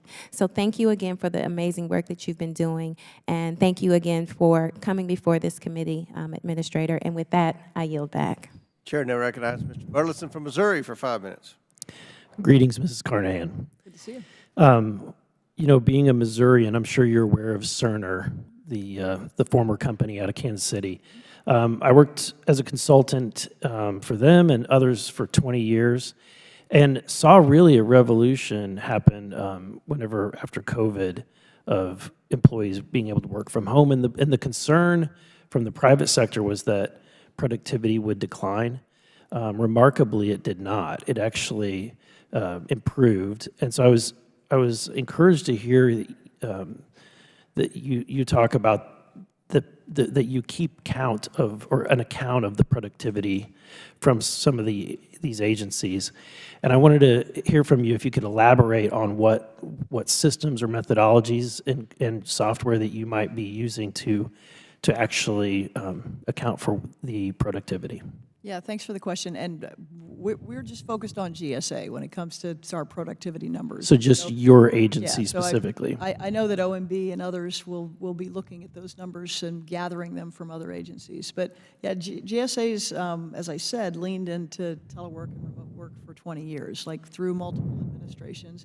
And we have been very intentional about making sure we see the results of that, both reducing our footprint, saving money, but also better business volume. And as I said, business volume has gone up 82% in the last 10 years, 37% in the last 3 years, which was the most remote the agency's ever been. And our customer satisfaction scores have gone up. So for us, those are the metrics that really matter and we pay close attention to. Thank you. And so your own office that you occupy, your office space for GSA, given the remote work that you're now implementing, is there plans to reduce the footprint of GSA's office space? Yeah, we are thinking about that all the time and talking to other agencies about how we can either, share a space, move out of that space and have somebody else in that space. And so there are lots of conversations going on. One of the other things just to note in the short term is we are using an entire wing of our building for the presidential transition, which GSA is tasked to do every year, and sometimes it's very expensive if you go out and rent space for that. But we decided that we could use our own space and convert that and be able to save a lot of money in that way because the building wasn't fully occupied. So we're being very thoughtful about this, and as I said, have a history of consolidating our own, both here in the Washington area where we got out of an expensive lease and got out of another building to consolidate into that headquarters and save $300 million. So we want to do more of this. I had a question about some of the Biden rules that have been implemented and the impact that you might be experiencing. So I know one of them was to require project labor agreements going forward. How has that impacted your decision-making process? How has it impacted the costs for some of the construction? And then finally, how would, do you have a waiver process, or how do you go about that? So obviously, we are all in for trying to make sure there are good American domestic jobs, union jobs, whenever we can, and using the government's buying power to reflect that. In some places, that's easier than others, but in all places, you can make sure that there are certain contractors that are doing right by their workers. And so we do have teams that think about this, ask about this, and there are, if it's unavailable, then there are waiver processes. But as a first choice, we want to use that. So, I mean, you come We from give rural we Missouri. give a preference. If it, Yeah, right. your family comes from rural Missouri, and so you're aware there's some pockets that just will not have that presence. So Right. it's good to hear that there are some waiver opportunities. My other question has to do with the electric vehicle mandate. And, again, being from rural Missouri, my question has to do with, what are the increased costs for the agencies that are now converting to electric vehicles? Is it on average over $10,000 a year per vehicle? Is that a safe estimate? Yeah, so I can get all those numbers for you about what the cost differentials are. But the thing that is important to note that all of this, you mentioned the word mandate, and that's not exactly how we're thinking of it. It's really mission-driven. So for agencies that have a use case where an electric vehicle could make sense for them, we are helping them get those. So we're not forcing these on any agencies. Agencies are deciding that they want to do it, and we're helping them procure them at good cost. And within rural America, you'll provide waivers for places where there are no EV stations or it doesn't make sense? Yes, so again, the agency decides what its mission needs are, right? And then they come to us and we help them get vehicles at the best price. So we're not telling them who in their agency needs what kind of vehicle. They're making those decisions and we're helping them buy. Thank you. Gentleman's time has expired. Chair now recognizes Ms. Lee from Pennsylvania for 5 minutes. Thank you, Mr. Chair. This country is riddled with division and inequity that are entrenched in our policies, laws, and institutions. These entrenched disparities leave so many of us out of the conversation, out of opportunity, and out of the room where the fate of our communities are decided. Before my Republican colleagues get triggered by the word equity, I want to remind them that this conversation is about many of the things they claim to support: the power of local voices, the inclusion of rural communities, and the well-being of people in their districts as well as mine. Members of underserved communities, many of whom have endured generations of discrimination and disinvestment, still confront significant barriers to realizing the full promise of America. Black and brown people, indigenous people, LGBTQIA people, disabled people, and others are so often forgotten or intentionally left behind. The federal government has a responsibility and a duty to make every effort to remove these barriers, and they must take a whole of government approach to do so. Administrator Carnahan, I want to ask you a few questions about some of the initiatives GSA is focusing on to advance equity. How does GSA's Good Neighbor program support local community goals, economic recovery, and environmental justice? Yeah, thanks for that question. But I'm really proud of the Good Neighbor program. It's something that you would expect the federal government to do this all the time, but historically it has not always happened.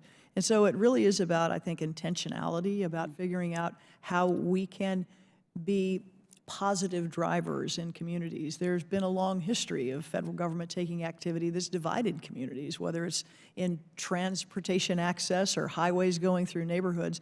But we know that the part that we play, which is citing decisions that impact communities, ought to be done talking to communities. They're the ones who know what they need and where they can make urban planning decisions that can transform neighborhoods. So that's what we do. I will say that in one area in particular that we're focused on is in the tribal land. We got a significant amount of money in the bipartisan infrastructure law to invest in border crossings at the northern and southern borders. Some of that goes through tribal lands. And so to make sure that we are dealing with those nation-to-nation relationships in ways that are appropriate, but also get good value for taxpayers. Thank you so much. And so GSA expanded this program significantly in 2022, correct? Yes. Awesome. How else is GSA ensuring its public building footprint is contributing to the prosperity and environmental justice of local communities? Well, as I mentioned, we're very serious about siting decisions that we make. I mentioned earlier today that in Harrisburg, Pennsylvania, for example, your home state, there was a new courthouse that was put up. And it was in collaboration with that community that the area of town was decided on, because it was an area that hadn't been always invested in, and now is going to be an economic anchor in that part of the community. And so that's how we can make a big difference as the federal government. We use our power both in buying things, but also placing assets to help communities grow. Thank you. GSA is also conducting a first-of-its-kind evaluation to assess the effectiveness of equity efforts across American Rescue Plan programs. Administrator, has this evaluation provided any insight so far, and how will its findings be used to improve other programs? So I think there was a reference earlier to that evaluation, and I'm just not familiar with it, but I will find out. Thank you. And circle back with you. Thank you so much. I appreciate that. One of the many problems facing so many of these marginalized and underserved communities is the inequities in technology design and delivery. This means that those who most need government services will often have the most difficulty accessing them. GSA has indicated that improving this is a priority to better serve our communities. How is GSA implementing this priority, and how is it making a difference for constituents in districts like mine? Yeah, thanks so much for that question. You know, this is a thing that's really important. Like, government doesn't get to choose its customers, right?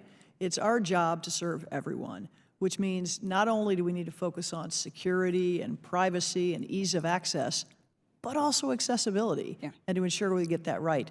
There's a particular thing that we've done at GSA to create shared services so other government agencies can do this relatively easily, because we've helped pave the way. It's a thing called the U.S. Web Design System, which essentially, think about it like if you're going to set up a website for the government, you can go to, think of it like a hardware store that has all the bits and pieces that you would need to create a website, but it ensures that it's accessible for everyone. And so that's the kind of thing that we're trying to focus on when it comes to shared services, and it gives better service to everybody. Thank you. I can't overemphasize how critical it is that GSA and all federal agencies continue to advance equity in everything they do. Administrator Carnahan, I just wanted to thank you for your testimony. I look forward to seeing your agency's work implemented to elevate underserved communities and bring us closer to equal opportunity that we all deserve. I yield back. Chair now recognizes Mr. Gosar from Arizona for 5 minutes. Thank you very much, Mr. Chairman. Ms. Carnahan, as you know, government property designated as surplus can be sold to local and state governments and the public. Given the fact that teleworking has significantly increased over the past few years, has the amount of surplus property sold increased at the same rate? You want her? I'll recognize. So as I mentioned, Congressman, just last week, we announced 23 properties that we want to put on the disposal list, and that would be a cost savings of $1 billion and a reduction of 3.5 million square feet. I get that. Now, I guess my point is you know, we're talking trillions in these debts that we have. Are we missing some areas that could be utilized or looked at for surplus or for disposal? Look, I think there is a huge opportunity at this moment to both get out of leases that saves a lot of money, billions of dollars, and get out of unneeded buildings, also saving billions of dollars. But as I said before, the reason that this is slow, and this is not just me saying it, this is what the GAO said in their report, is it is lack of access to the Federal Buildings Fund. Again, that is the fund that rent payments go into. When agencies pay rent, that either goes to the owner of the building if it's a lease, or it goes to maintain buildings if it's owned.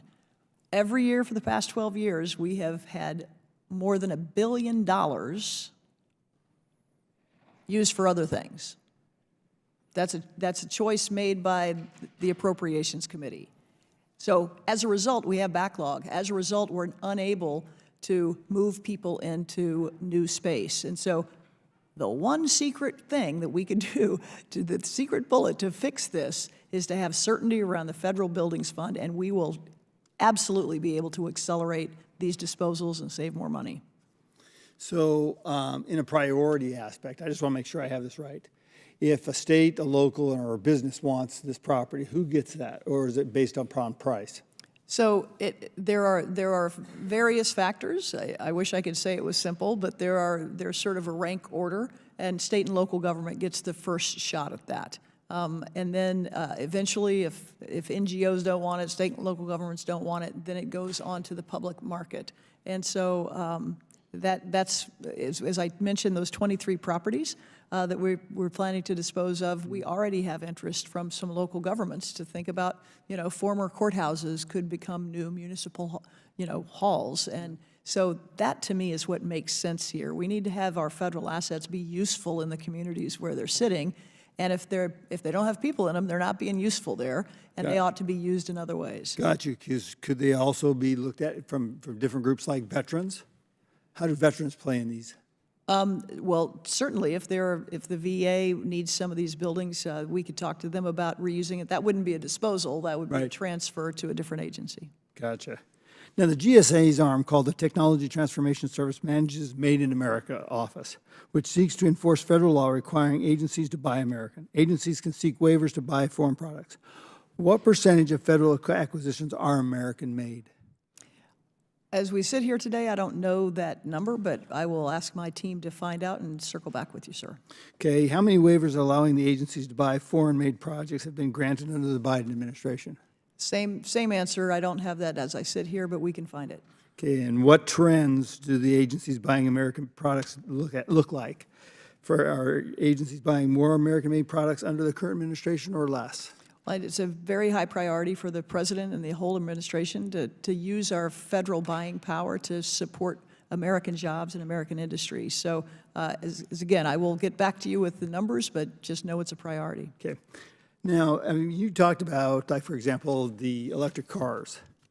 So, I have Arizona and I have Yuma. So the Been to Yuma MCS. recently, yeah. And so they can't have electric vehicles because it gets too hot. They don't work.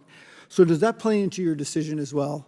So again, as I mentioned to Congressman Burleson, we don't make the ultimate decision about what the mission needs are. That will depend on location. It will depend on what the job is and what they need it for. We just help people buy things at good prices. So that's our part of the job. So it's up to the agencies to decide whether it makes any sense for them. So they would go through the Department of Defense. Department of Defense would come to you. Is that the way it would go? We do some with the Department of Defense, but definitely with all the civilian agencies. So yes, they would decide if somebody was in Yuma, they would say, it makes sense for us to have, we need a vehicle that looks like X that provides this mission, and GSA, can you help us get one of these at good price? So you would definitely supersede, like, if it was all electric cars, you could definitely supersede that with another different type of car, right? Again, it's the agency that decides what they need, and then they come to us and say, we need a conventional fuel vehicle, we need an electric vehicle, and then we help them procure that and get that. So once again, last question. They have to get a waiver from the Department of Defense for that, right? I'm not sure what the Department of Defense's rules figure are it out. about this. Thank you. I yield back. Would you yield your remaining seconds to Mr. Grofman for one last question he I'll had? yield to Mr. Just a quick question. I know you said that you're trying to get contracts to disadvantage people. Would that include, how do you determine disadvantage? Is that a racial thing? Is that an economic thing? What is disadvantage? Well, so I'm sure you're familiar with this SBA, and it has 8A classifications and other things. So we, as a government as a whole, has definitions about different categories of businesses. Okay, I recently toured a business. It kind of offended me. The guy, a person of color, but inherited obviously a wildly high-priced business, and I was told that they were getting benefits because of their ancestry. Is that possible? Is that going on out there? And gentlemen, time's expired, but please. Yeah, I'm not sure what you're referring to, but I know that the SBA sets up a lot of the rules around 8A businesses. I'll be back. Gentleman yields back. Chair now recognizes Mr. Goldman. Thank you, Mr. Chairman. Once again, here we are, days away from a government shutdown. The world is burning. And we're here talking about office space. Office space. Meanwhile, Republicans cannot pass their own unilateral appropriations bills. They refuse to work with Democrats. They refuse to abide by the top-line appropriation numbers that they themselves negotiated, agreed to, and passed in June. And separately, they refuse to unify the Congress to fund our Democratic allies fighting terrorism and authoritarianism around the world. Our Democratic ally, Ukraine, resisting an illegal invasion by Vladimir Putin and a brutal and barbaric invasion of Israel by a terrorist organization, Hamas, trying to eradicate Israel, the lone true democracy in the Middle East. Ukraine, Israel, and the innocent Palestinians in Gaza desperately need our help, and yet Republicans are holding that aid hostage with their political gimmicks and games. And here we are talking about office space. Now, in fairness, this is a welcome break from the pathetic and desperate impeachment inquiry. It appears as if the chairman has at least acknowledged that the first and only public impeachment hearing was such a bust that he doesn't want to do it in public anymore, because God forbid the American people would once again see what a sham it is. But that has not stopped my colleagues on the other side of the aisle from issuing subpoenas for closed-door depositions. That way, they can continue to cherry-pick testimony that misleads and gaslights the American people. Now, over the past couple of weeks, since October 7th, I have met with numerous families of hostages in Gaza who are searching for any information about their loved ones held in captivity. One I met with was Avichai Broduch from the kibbutz Kfar Aza, which I visited in August.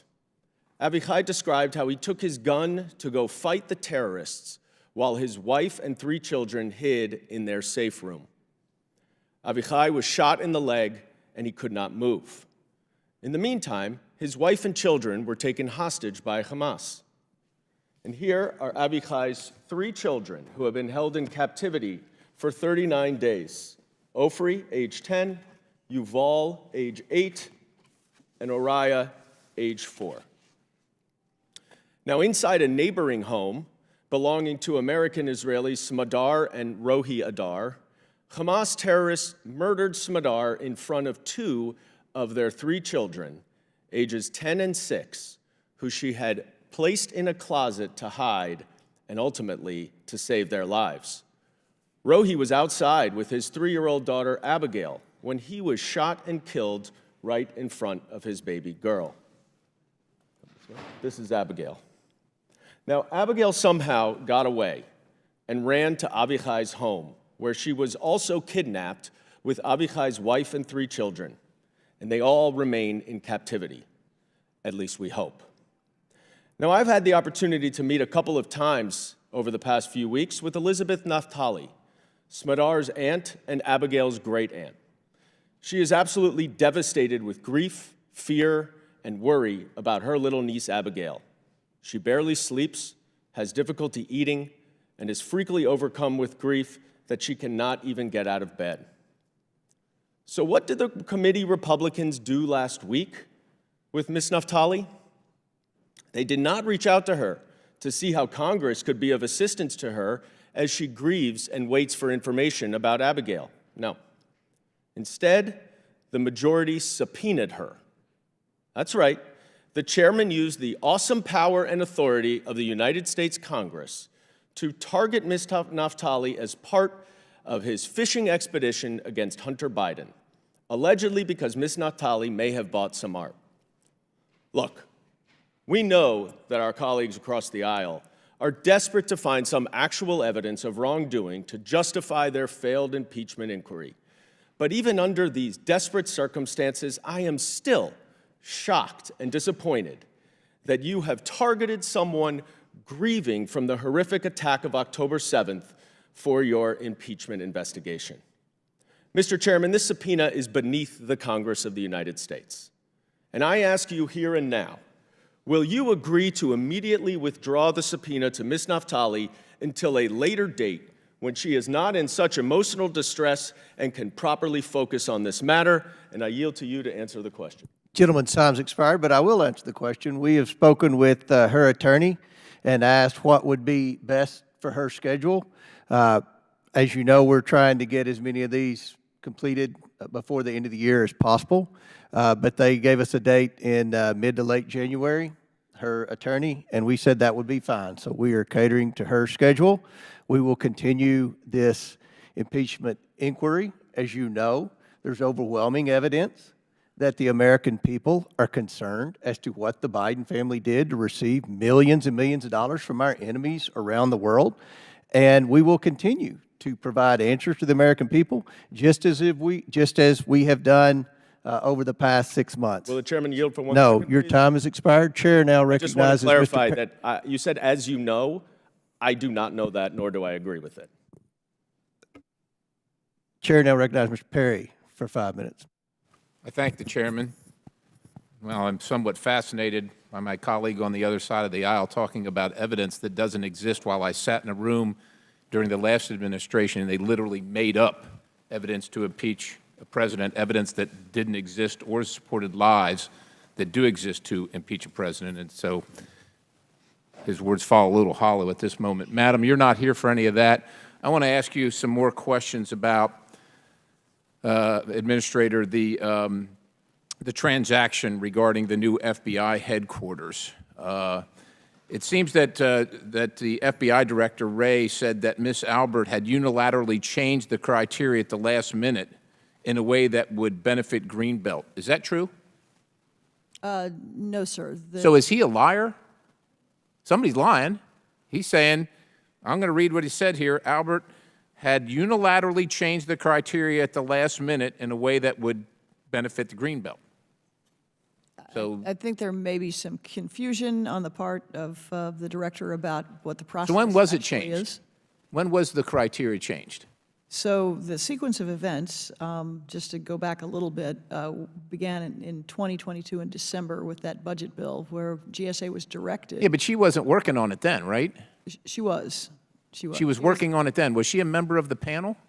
So Ms. Albert was the head of the Public Building Service. That's the Right, I top know she's the head of, but she professional. wasn't one of the conferees, as maybe you would call them, or the three individuals, Yeah, two the- from GSA and one from FBI, that were working on the site selection. Yeah, that panel didn't meet until July. Okay. 2023. So back in December of 2022, Congress directed GSA to have consultations with both delegations in Maryland and Virginia to then consider the site selection process and then make a selection. So nothing come up with changed from that perspectives. period forward to the actual site selection? Nothing changed So- from the criteria? No one changed it and nothing changed?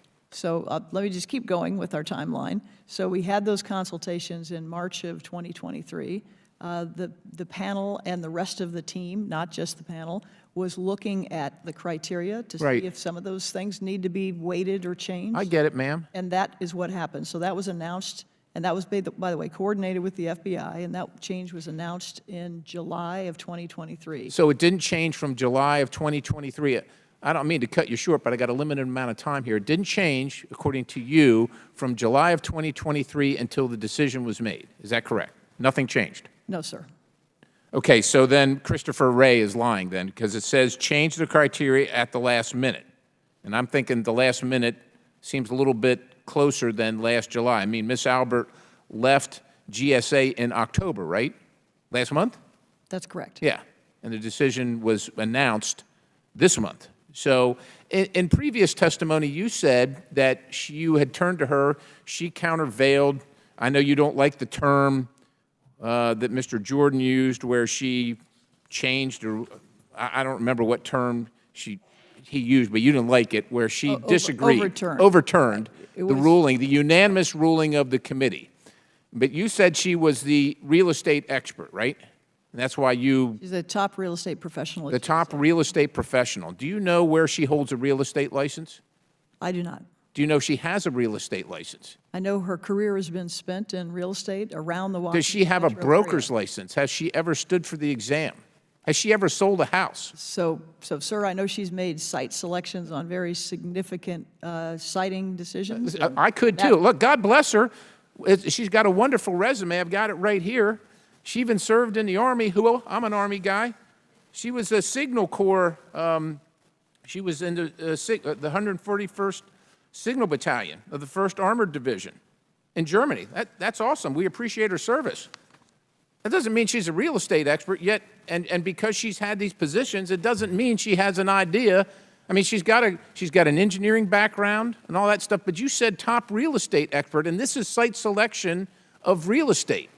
Do you find it odd at all that the site that she selected is not the most optimal?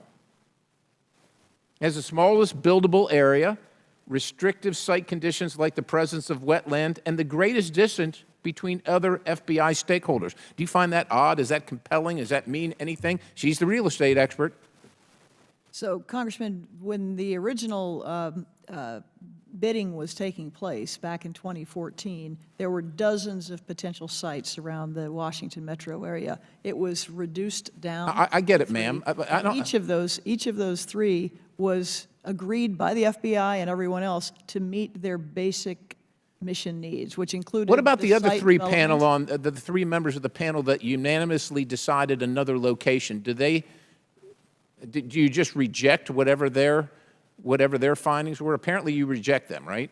So the site selection process calls. Oh, we're going to go to the process. Ma'am, a corrupt process is still a corrupt process. Just because they have a process, and oh, by the way, because you ran it by your attorneys, I mean, I don't want you to be offended, but maybe you should be offended. We don't see that as meaningful because they work for you. If you got an independent review, maybe we'd see that as somewhat meaningful. But all these people work for you, so you're all doing the same thing. You're all scratching each other's backs here to make sure that you're all covering each other's rear end. The American people are sick of that. I yield the balance. Gentleman yields back. Chair now recognizes Ms. Crockett from Texas. I come in this committee, and just when I think I can't be shocked anymore, I get shocked to the next level. And I listened to Dan, who I was with him in Israel in August.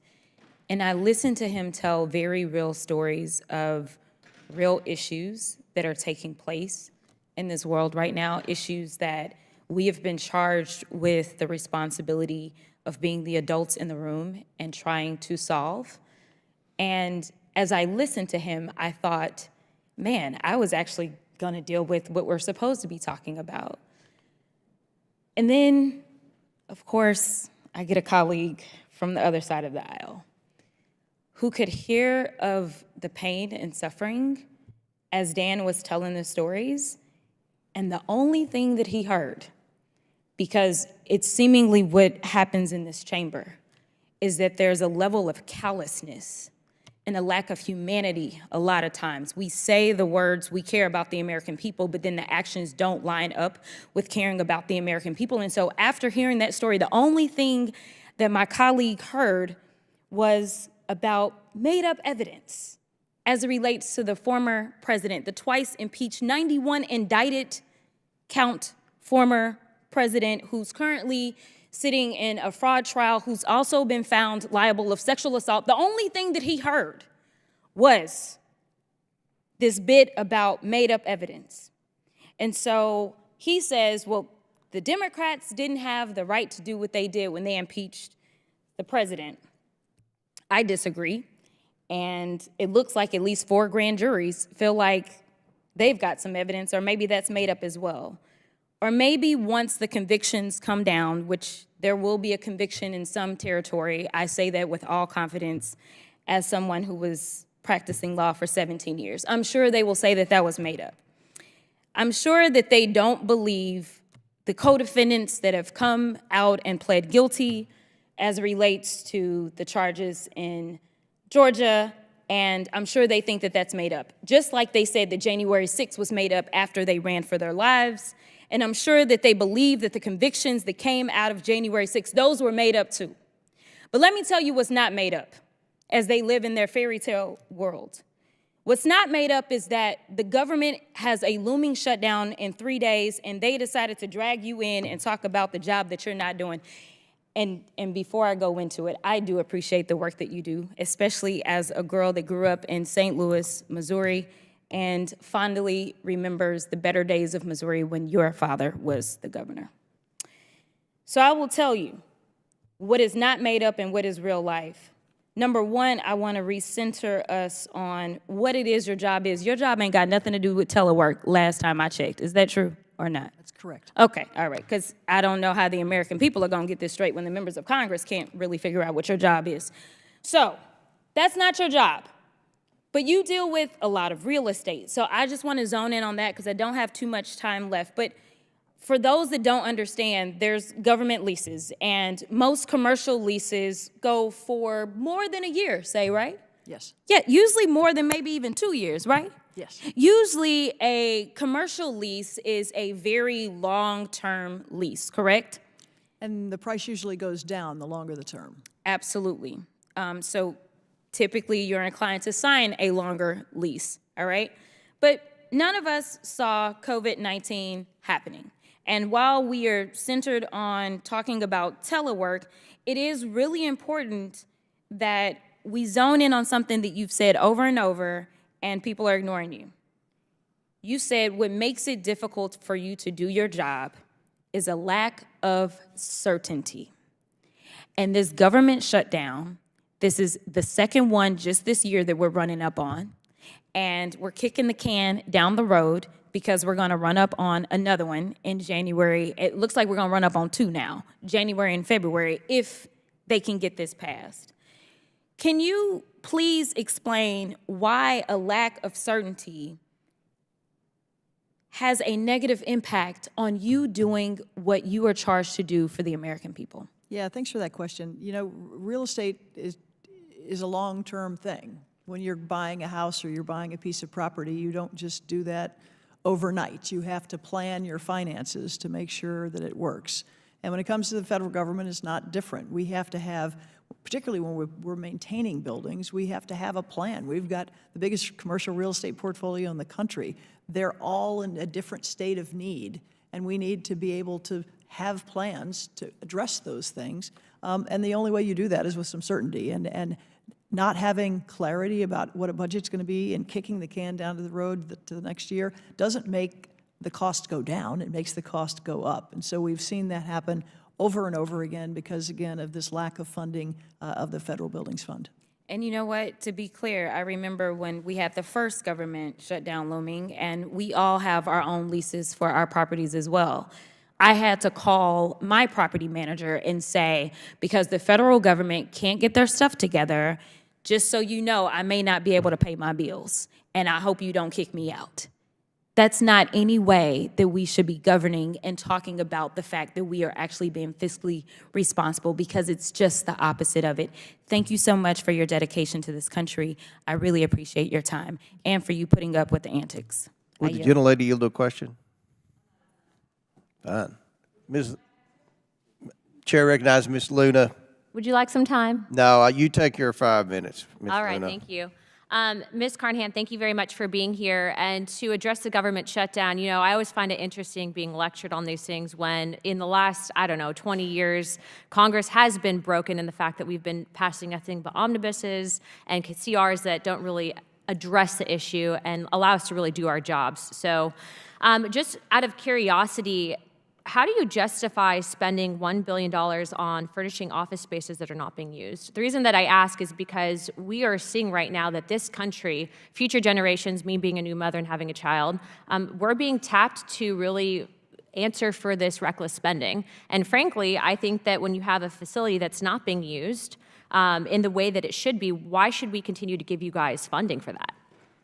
So I've heard reference to the whole furniture and buying things for empty office spaces. Yes, mainly addressing the telework policy, but yes. Right. So I'm not exactly sure what furniture was being bought, so I can try to look into this. But I will tell you that the government didn't shut down during the pandemic. People were working. Courthouses were operating. Federal facilities and prisons were operating.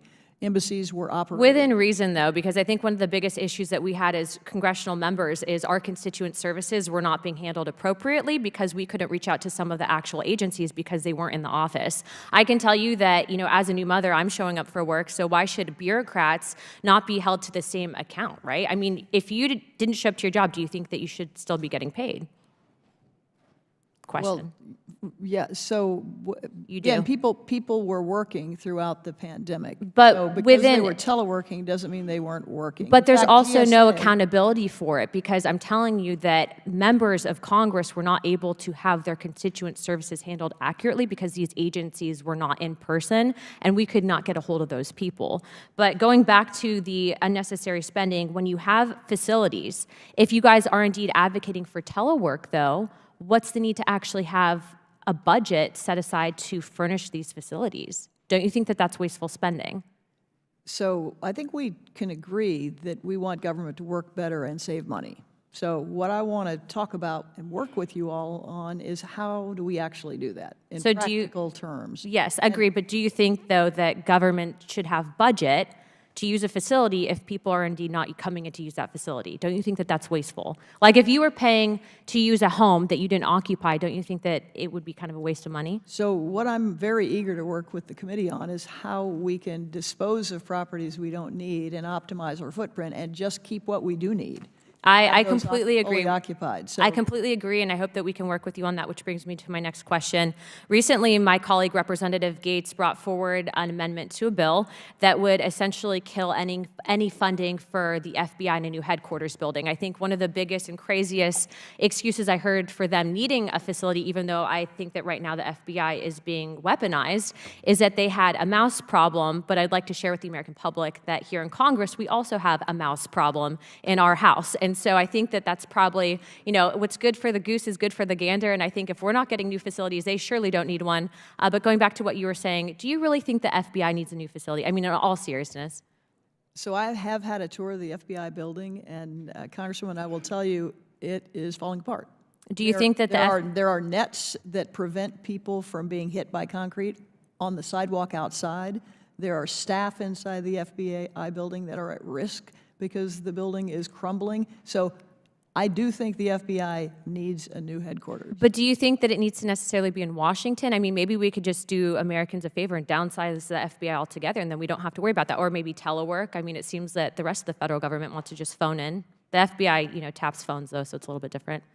Well, I guess I would just say that Congress directed us at GSA to pick between 3 sites, 2 sites in Maryland and 1 site in Virginia. We are just doing what we were told to do by Congress in making that site selection. Well, thank you very much, ma'am. I do appreciate that you did say you wanted to work with us on, coming down on some of that wasteful spending. Hopefully, we can fix the furniture issue, maybe even get people back to work. But Chairman, I yield the rest of my time.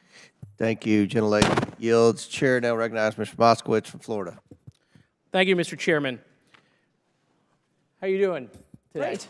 Thank you. My Republican colleagues are so concerned about budgets. Meanwhile, they can't keep the government open without Democrats, right? They're so concerned about all of these things, but look what they've done the last, 11 months in power, just utter and complete chaos. And the one thing they want to talk to you about today is this FBI building. Well, I wonder who has texted them and emailed them to talk about the FBI building. And the whole thing, that's it, you're here, about this FBI building. I mean, could that be that Donald Trump is telling them to talk about this FBI building because he's just so mad at the Department of Justice? I mean, it's so transparent. And by the way, I don't know if you know this, we have a war in Afghanistan and a war in Israel. We can't get Israel foreign aid because the speaker decided to politicize it. But they want to talk about furniture. Oh, that is definitely on the American people's mind, right? Right there with gas stoves and ceiling fans, other hearings we've had in this committee. The chairman mentioned something, actually. He said that the Biden administration can't have it both ways. And I agree with that, Mr. Chairman, which is why I'm happy to yield you some of my time today, Mr. Chairman, because I think you owe it to the American people to explain why you've gone on Fox News and told people that while the president was out of office, he had a loan with his brother, and in a way they were evading taxes. It has come out in the public that you also do business with your brother with potential loans. And so since you have framed that and manipulated that with the American people, that Joe Biden did something wrong when he wasn't in office, I just would like to know if you would like to use some of my time. I would love it. Okay. You retweeted that story. Completely false. I've never loaned my brother 1 penny. My father, who was a dentist, had some farmland. He died, and my brother couldn't afford, he wanted to sell it, but he wanted to keep it in the family, so I bought it from my brother. That story that you tweeted also said I had a shell company. That is bullshit. You can come to Monroe County and look at all the land that is titled in that LLC. I think that the problem is, you know, the White House tried to get CNN to write that story. They went around and investigated all this bullshit that Ian Sams is trying to tell people that only dumb, financially illiterate people pick up on, and said that it was a shell company because it was an LLC. You're so financially illiterate that you think because something says LLC, it's a shell company. This company, which I financially disclose, has properties, okay? It manages over 1,000 acres of land for hunting purposes. It owns different properties. I'm one of the largest landowners in my home area, okay? I went to the bank and I borrowed money and I bought that land. I didn't get wires from Romania, China. My family doesn't get wires, okay? Never loaned my brother money. Don't have an LLC. But you and Goldman, who is Mr. Trust Fund, continue to try to reclaiming my discredit. time. No, I'm not going to give you your time back. We can stop the clock. You all continue to, you look like a Smurf here just going around and all this stuff. Now listen. Mr. Chairman, you have, I'm going to tell you no, something. Hold on. If we're not on time, we can disinformation. You have gone on TV and said the president did something illegal. You're doing stuff with your brother. The American people have the same questions. Why should they believe you? Why should they believe you? Why should they believe you? There's a different rule for the president. There's a different rule for you. Why should they believe what you're saying, Mr. Chairman? Why? You go on Fox News and say loans and deals are a way to evade taxes. We don't know that's what you're doing or not. We don't know. We have no idea. We're supposed to take your word for it. But when the president you've says already something, been proven a liar, Mr. Moskowitz. What's that? You've already been proven a liar. Who's proven me a liar? You? Yes. Your word means nothing, Mr. Chairman. Go to my hometown. There's a camera crew there today, an opposition research crew there today. Mr. Chairman, this seems to have gotten under your skin. I'll pay for your ticket. I think the American people have lots of questions, Mr. Chairman, and perhaps you should sit maybe for a deposition. I will be happy. I will sit with Hunter Biden and Jim Biden, and we can go over our LLC. That'll be great. I'll make sure the ranking member is happy that you'll sit at a table. Mr. Chairman, I make a point of order that we should return to regular order for the benefit of the other members. The ranking member makes a good point. I'll reclaim my time, Mr. Chairman. I'll wrap it up quickly. All I'm saying, Mr. Chairman, is you may have done nothing wrong. No, but you tweeted that I did. I'm reclaiming my time, Mr. Chairman. There's a story out there, right? Because we believe everything in the media, like when you go on Fox News and say things and everyone says that they're true with innuendos and ifs and maybe, the Biden family, the crime family, all this nonsense. But when it happens to you, it's fake news. And what I'm saying is there should be the same. I'm reclaiming my time, Mr. Chairman. There should be the same standard. You said at the beginning of this hearing, the Biden administration can't have it both ways. Neither can you, Mr. Chairman. I yield my time back. Thank you. Chair now recognizes Ms. Tlaib. Thank you so much. Administrator, I actually have questions for you. Climate crisis is a huge issue for my residents and constituents back home. I actually grew up in a neighborhood where I thought that smell and that amount of pollution was normal. And, you know, we are now seeing every month passes, you know, new quote, quote, hottest month on record, even this just past summer. So the horrifying truth is that our cost of climate crisis is only getting worse, no matter how much my colleagues try to ignore it. Administrator, I understand that as of last year, the GSA reduced greenhouse gas emissions from its real estate portfolio, I think by almost 60% compared to 2008 levels. Can you talk about that and what steps you all took in reaching that goal?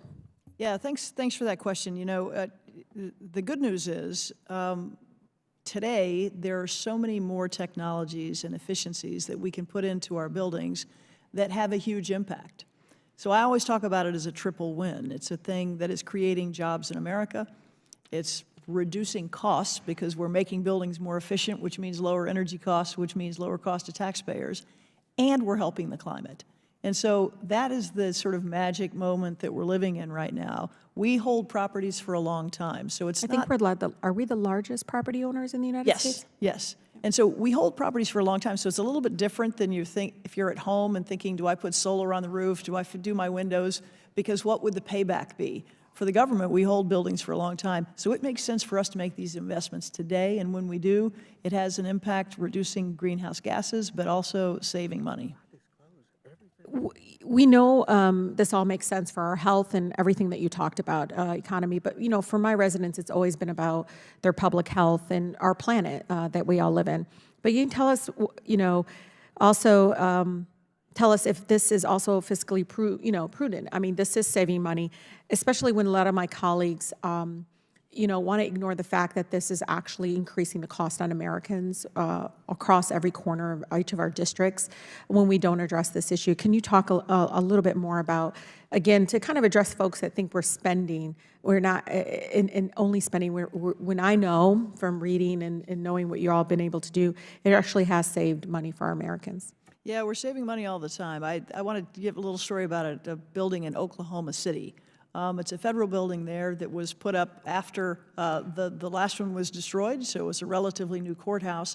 But we did a deep energy retrofit there, and when we did, it reduced consumption by 40%. We put solar on the roof, and that meant the whole building could be run by solar. We put big batteries in, and that meant that the grid, Oklahoma Gas and Electric, can actually tap into that battery source. So we cut costs by half and made the grid more resilient. That's what being a good neighbor is about and what we can do with these federal facilities. Yeah, and according to analysis I read, as ICF Climate Center says, fleet electrification, for instance, could save the federal government about $6 billion over the next 15 years, surpassing additional $4.6 billion it would cost to actually purchase those vehicles. So it is really important.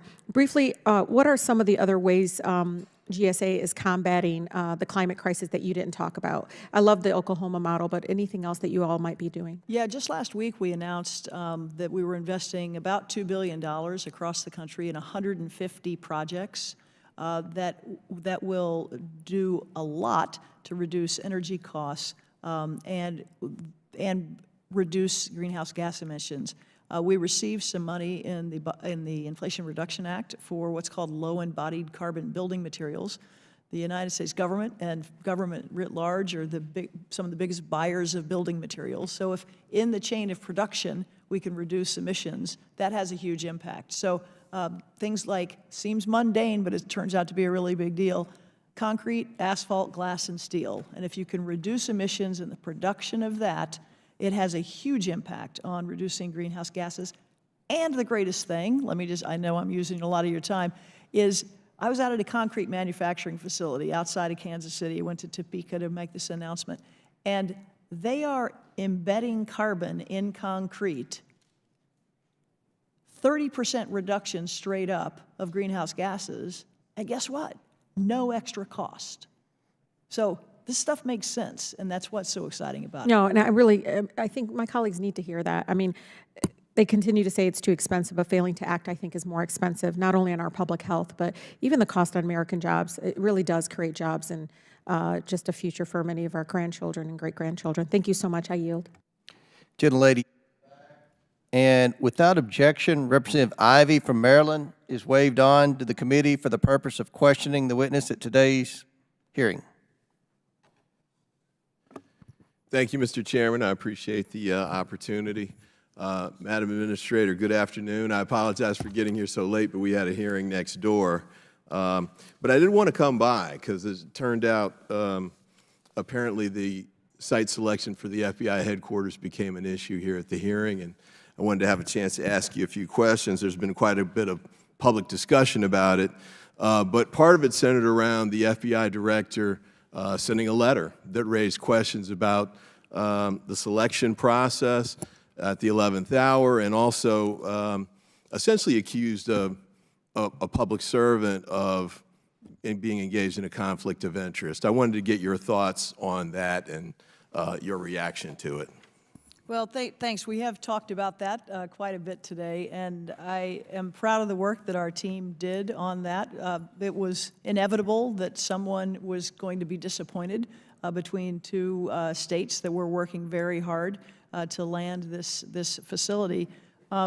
What I have said from the beginning is that what was most important to me is that we have a fair and transparent process for making this decision, that everybody can see how it was made, the rationale behind it, and to decide on their own whether they think it was a legitimate decision. We put hundreds of documents online, including the Site Selection Authority's final decision, and I just encourage everybody to take a look at it. It's a 40-page document. It's well-reasoned. It followed our process, and I'm fully confident that in the decision they made, and now it's our job to build a facility that is worthy of the FBI. And just to ask you specifically about the conflict of interest allegation, what's your view on that? Do you believe there was a conflict of interest, or did the agency take steps, did the administration take steps to make sure that was not the case? Yeah, no, sir. There was no conflict of interest. We understood that our PBS commissioner's former employer was WMATA. We knew that in the beginning. We made sure to fully vet the appropriateness of her participating in the FBI selection and site selection at that time, so 2 years ago. So fully vetted, number one. Number two, after receiving the letter from Director Wray, I went back to my general counsel's office and said, I want you to look into these concerns that have been raised and make sure we did the right thing, that we followed the process, that all was well. And my general counsel returned and said, none of these have merit. You should be fully confident that the process was followed and that there was no conflict of interest. I also wanted to ask you about next steps. Now that the site selection has been made, what are the next steps that GSA will take to make sure that this moves forward expeditiously? So Congress has been very clear with us that they wanted us to make a site selection and do that expeditiously, and so the next step for us will be developing a prospectus that we'll come back to Congress with. How long do you think that will take? I can't say for sure. I know that there was some language, I think, that said 180 days in one of the bills. That is a very, very robust timeline that I'm not sure is realistic given the size and scope of this project, but know that we're very focused on moving forward. Robust sounds good to me. And I did want to ask you this as well. Is there information that you need from either the FBI, the Department of Justice, or both in order to move forward with the prospectus stage? Well, thank you for that question, because we're not going to build a building without the support and interest of the FBI at heart. Their mission is what this is all about, and so they need to describe what that is for the facility going forward. So we'll need to be collaborating. All right. And when will that get on track? I hope very soon. I'm hopeful that the project teams are speaking even now. Now, I know there have been objections that were raised and suggestions about an IG investigation and the like, but my hope is that this prospectus stage will move forward, whether it's got to be on a separate track or not, but it needs to move forward expeditiously, I believe. They need to get out of the building that they're currently in part because in some ways it's falling down. And also I think delay adds to costs, but I'd like to hear your thoughts on that. Well, just as a general matter, delay does add a lot to cost. This particular project has been, discussed. You probably know better than I do, but I think 15 years. So there is a mission need for the FBI to have a new facility to be able to really deliver the security and the work that they do for the American people. So we have that very clear in our focus. All right. And your expectation is you'll be able to work with the FBI and the Department of Justice well, frankly, immediately, I guess, in beginning that process? I am hopeful, but again, this is not a thing that I'm involved in every day, but the project teams, I am hopeful, can move things ahead. Thank you, Mr. Chairman. I appreciate the opportunity, and I yield back. Gentleman yields back. Chair now recognizes Mr. Sessions from Texas for 5 minutes. Administrator Carnahan, welcome. I know you've been here for a good bit of the day, and thank you very much. Administrator, login.gov was built by 18F. You joined 18F in February of 2016. In October 2016, the GSA OIG issued a report describing how 18F did not follow a number of rules and procedures, including those related to procurement and security.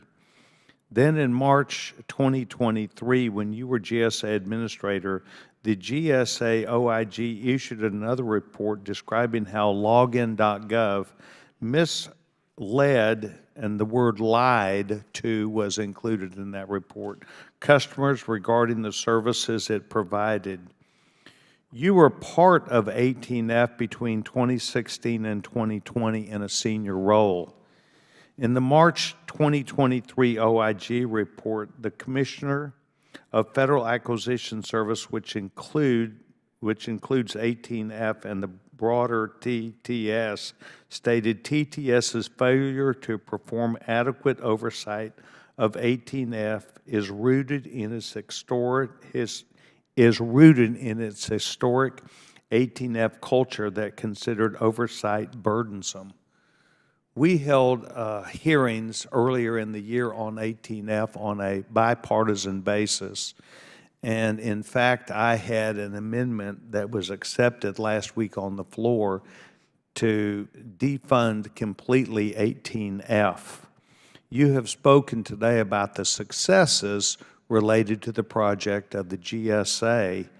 Can you go back and tell us about 18F and your viewpoint about 18F as it relates to these OIG reports in relationship to our history of holding a hearing that was bipartisan condemnation of 18F and their relevance to misleading the government, including the IRS, about the viability and visibility of those people who came in through login.gov? Well, thanks for the question, Congressman. I want to bifurcate it a little bit, if that's okay with you. So 18F, just to give a little bit of a history, is a technology team that's inside a group called the Technology Transformation Service at GSA. Right. That has hundreds of people in it, and they are doing great work for the American people. It was started by President Obama as an experiment. Is that correct? So I wasn't there at the very beginning, but I do know that after the healthcare.gov mess, like we can all call it that, where the technology did not work, I think President Obama at that time understood that policy doesn't get done if you can't deliver it, and delivery today needs to be technology. So there were lots more technologists that were brought into the government at that time. I joined, I think actually in January 15? You joined in February of 2016 is what I 16. have been provided. All right, that may be right. All these time is an illusion nowadays. But I was there for a year during the Obama administration and several years of the Trump administration as well. And I focused on state and local government primarily because that's my background. What I found when I was an elected official in my home state is that too often you're reinventing the wheel all over again. Yes, ma'am, but let's go to the subject of that, and that is that it would be considered, if it were not in government, a complete fraud, a fraudulent operation that operated outside the scope of its own laws and its own responsibilities. Can you go to that point, or are you going to try and talk about working around the issue rather than going to the answer? I want to know about 18F, about the way they operated, about the way they misled and lied to the government about what their performance would be, what they could be counted on, including biometric data, and up to and including taking over $10 million to operate this fraudulent operation. I want to know what you think about that. Well, look, my job is to make government work better for the American people and save money doing it. So Okay, that's thank what you I'm very gonna much. continue to Thank you try to very focus much. on. Well, Mr. Chairman, this is something that is why we held this hearing and why, on a bipartisan basis, there was complete agreement that we should defund that organization on a moving forward basis. Mr. Chairman, I yield back my time, and I want to thank the gentlewoman for being here today. Gentleman yields back. Chair now recognizes Mr. Timmons from South Carolina. Thank you, Mr. Chairman. For the last 4 years, the Select Committee on the Modernization of Congress, affectionately known as ModCom, worked to make the government more efficient, effective, and transparent for the American people. Our committee held dozens of hearings with various government agencies. We made 202 recommendations. But I want to focus on one particular recommendation that has the potential to save taxpayers tens of billions of dollars. Recommendation 136 states that the GAO shall submit a report annually on the estimated cost savings of its unimplemented recommendations. As we worked to implement all the recommendations, my colleague, Representative Derek Kilmer, and I introduced H.R. 7331, the Improving Government for American Taxpayers Act, which was signed into law at the end of last year. Our bill codified the recommendation made by the Modernization Committee, and now GAO does, in fact, submit a report annually on the estimated cost savings of its unimplemented recommendations. That is my intro to their most recent report. The GAO discussed the GSA's performance in carrying out the Federal Assets and Sales Act of 2016. This bill was passed by Congress to help reduce the cost of federal real property and address the challenges of disposing of unneeded federal property. In doing so, the bill established a 3-round process to reduce the federal government's inventory of federal civilian real property. And in its 2023 report, the GAO stated that the GSA faced numerous setbacks during the first 2 rounds, resulting in an almost 2-year delay in selling any of the properties approved for disposal during the first round. What is also troubling is that GAO states in their annual report that GSA has not developed a process that fully leverages lessons learned from the implementation of the Federal Asset Sale and Transfer Act. So that's the big intro. Administrator Carnahan, it took over 2 years for the GSA to dispose of the 10 of the 12 properties identified in the first round. What were the proceeds from this round compared to estimates? So I'm going to need to circle back on that. I can talk generally about FASTA and the work that we do together, but I don't have those specific numbers in front of me. The idea that we can save money by consolidating and disposing of real estate, I could not agree with you more. I think we are in this really unique moment where we can both get out of leased space, which is very expensive, and cut that dramatically. Listen to this. 45% of our leases, government-wide, are up for renewal in the next 5 years.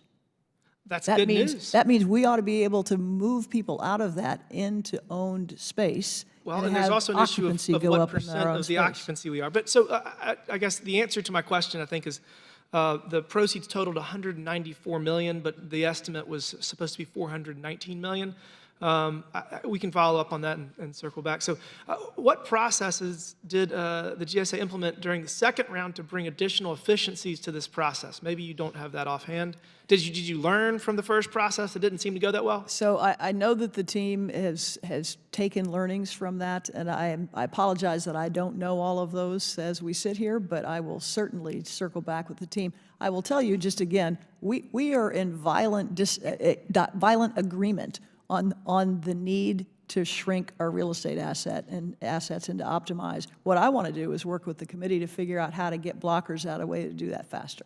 Well, whatever we can do to help you to reduce the inefficiencies with all of our leases, and I mean, the occupancy percentages is very concerning. I guess really I would just ask you to learn from the first round and try to get some lessons learned and then implement those for the second Can I just say that that's not the only way we dispose of buildings. Just last week, we announced 23 assets around the country that we plan to dispose of to start the process of disposal.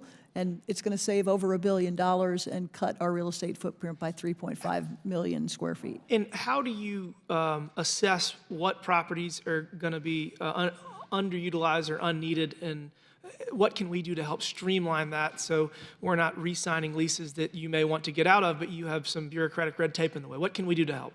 Yeah, so I've talked about this today. There's a thing called the Federal Buildings Fund, and it was established by Congress back in the 70s, and the idea was that rent that was paid by agencies goes into the fund, the leases are paid out of that, and then property that is maintained by the government uses that fund to maintain. That money has been siphoned off every year for the past 12 years at about $1 billion a year, which means we've got deferred maintenance and we have things we cannot do. So the number one thing that we could do to speed up this process is have predictability in our federal buildings fund. We're not asking for more money. We're asking for the money that is supposed to be there for federal buildings. Thank you. I would just ask you to use us to try to hold these agencies accountable and to pressure them to consolidate wherever is possible. And with that, Mr. Chairman, thank you. I yield back. Gentleman yields back. Chair now recognizes Mr. LaTurner from Kansas for 5 minutes. Thank you, Mr. Chairman. Ms. Carnahan, thank you for being here. I grew up in a small town in southeast Kansas, Galena, Kansas, a town of about 3,000 people, about 5 minutes away from Joplin, Missouri. I was in the Joplin media market. So I've long been aware of you and your family's impressive legacy in Missouri politics. I appreciate you being with us here today. I was just in Topeka last week. Where you, well, that's where I live. The COVID-19 pandemic is long over. Kansans across my state returned to in-person work nearly 3 years ago. Yet a majority of taxpayer-funded bureaucrats in our federal government are still working from home. To make matters worse, the General Services Administration continues to sign leases for empty office buildings. All the while, my constituents wait weeks on end to hear back from agencies on issues ranging from tax returns to veterans benefits. Not only has teleworking been proven to be bad for productivity and quality of service, but multiple studies since 2020 have shown that remote employees have relatively higher rates of depression and anxiety when compared to their in-office counterparts. Simply put, federal agencies' post-pandemic telework policies do not serve their employees and are a raw deal for taxpayers. It's past time for federal government to join hardworking Americans across our country and return to work in person. Now, Ms. Carnahan, you have somewhere around 12,000 employees. Right. What percentage of your employees are in person as opposed to work from home? Yeah, so GSA has actually leaned into telework for 20 years through lots of administrations. And what we found is that we can increase productivity and we can save money by reducing our real estate footprint, but it really depends on the job. So some jobs require people to come in every day. If you're a building manager, you've got to be in a building. You're running a building. If you're a project manager, you don't need to be in an office. You need to be on the project job site to make sure things are getting done. If you are an acquisition person, you might be embedded with the team at the Army or wherever that you are helping. So we have lots of different job classifications, and so there are some that are also fully remote, particularly technology teams, because what we found is that we can get more talent if we can get them spread out all over the country. So it really, for us, depends on the job. What are the numbers on that, though? Most people are required to come into the office, at least some, but there are about 40% that are fully remote at GSA. And as I said, we've been doing this for 20 years. Let me ask it another way. What percentage of employees are full-time in person? So if somewhere over 40% are remote, fully remote, that would leave the rest. Well, but you said some are hybrid. So I'm wondering what percentage are fully in person? Like how many are building managers that show up in buildings every day? How many of your 12,000 employees show up to work every day in a government office? Right, people are working every day, but they might be working in other locations. So I will have to get you the numbers on how many are actually on site in an office of GSA every day. We have to balance equities here. Like I fully understand the point of sometimes it makes sense for folks to work from home. My contention, though, is that when you have backlogs for my constituents to get information from their government, we're paying for office space for these folks to show up to work every day. They ought to be showing up to do their job. Do you have a comment on what I mentioned? Because I think me, like a lot of folks, when the pandemic first happened, we thought, oh, wow, we have all these new tools that were quickly developed so folks can work from home, do a hybrid, and maybe that makes more sense. But we've seen a lot of research that shows that it's not good for our mental health. We're social beings. We need to interact with folks.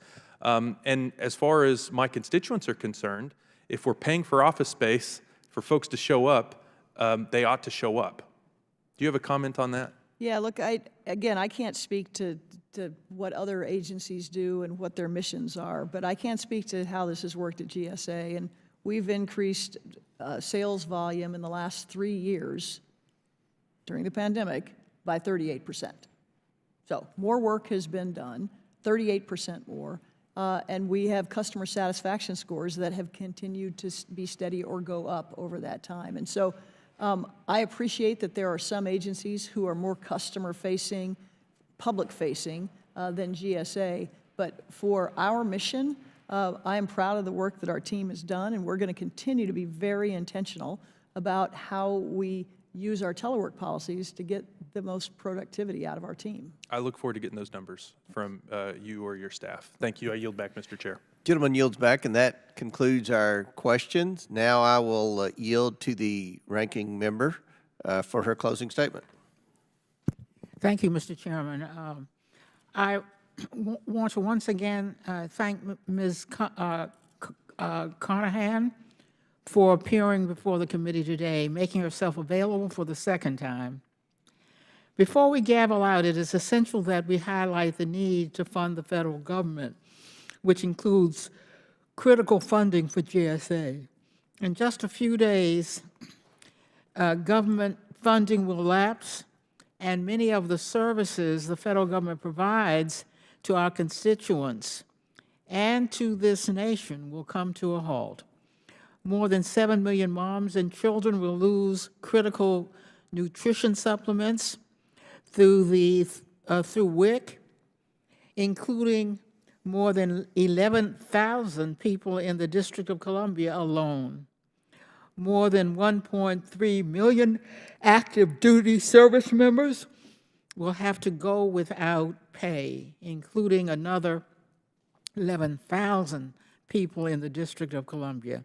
Let's make sure to do our job and adequately fund this government. Thank you, Mr. Chairman, and I yield back. The gentlelady yields back, and I want to conclude by, again, thanking Ms. Carnahan for being here, and just reiterate, the purpose of this hearing is to try to save money. I mean, that's what the House Oversight Committee's purpose is, to investigate waste, fraud, abuse, and mismanagement in the federal government. We're going to spend nearly $2 trillion more this year than we take in tax revenue. That is not sustainable.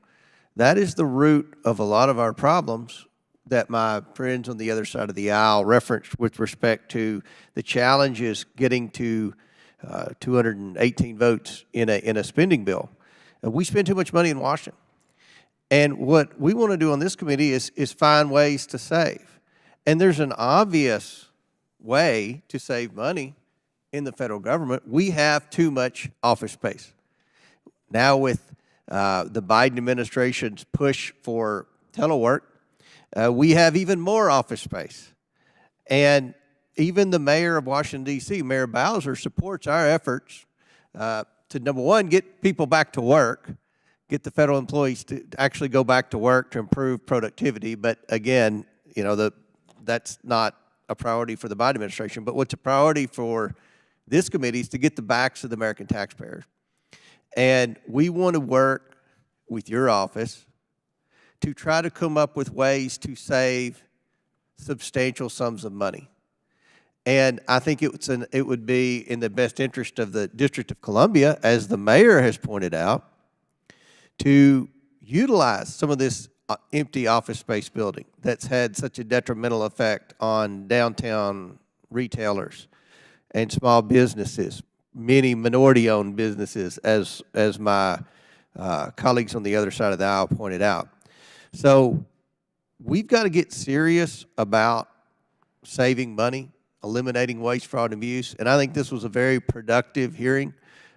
Obviously, we're going to do the bipartisan, requested bipartisan IG report on the site selection.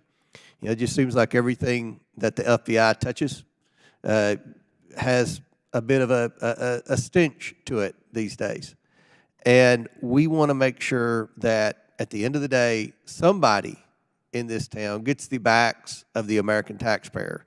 And the one entity that I believe is making an effort to do that is the House Oversight Committee, thanks to this side of the aisle. So, Director, again, Administrator, thank you for being here. And in closing, I think that there's a lot of opportunity moving forward to save money for the American taxpayers and to find better utilization of all of this empty office space that the taxpayers are still having to maintain, even though the federal workers aren't going there and don't appear to ever return at this rate to those many of those empty office buildings in this town. So with that and without objection, all members will have 5 legislative days within which to submit materials and to submit additional written questions for the witness, which will be forwarded to the witness for her response. If there's no further business without objection, the committee stands adjourned.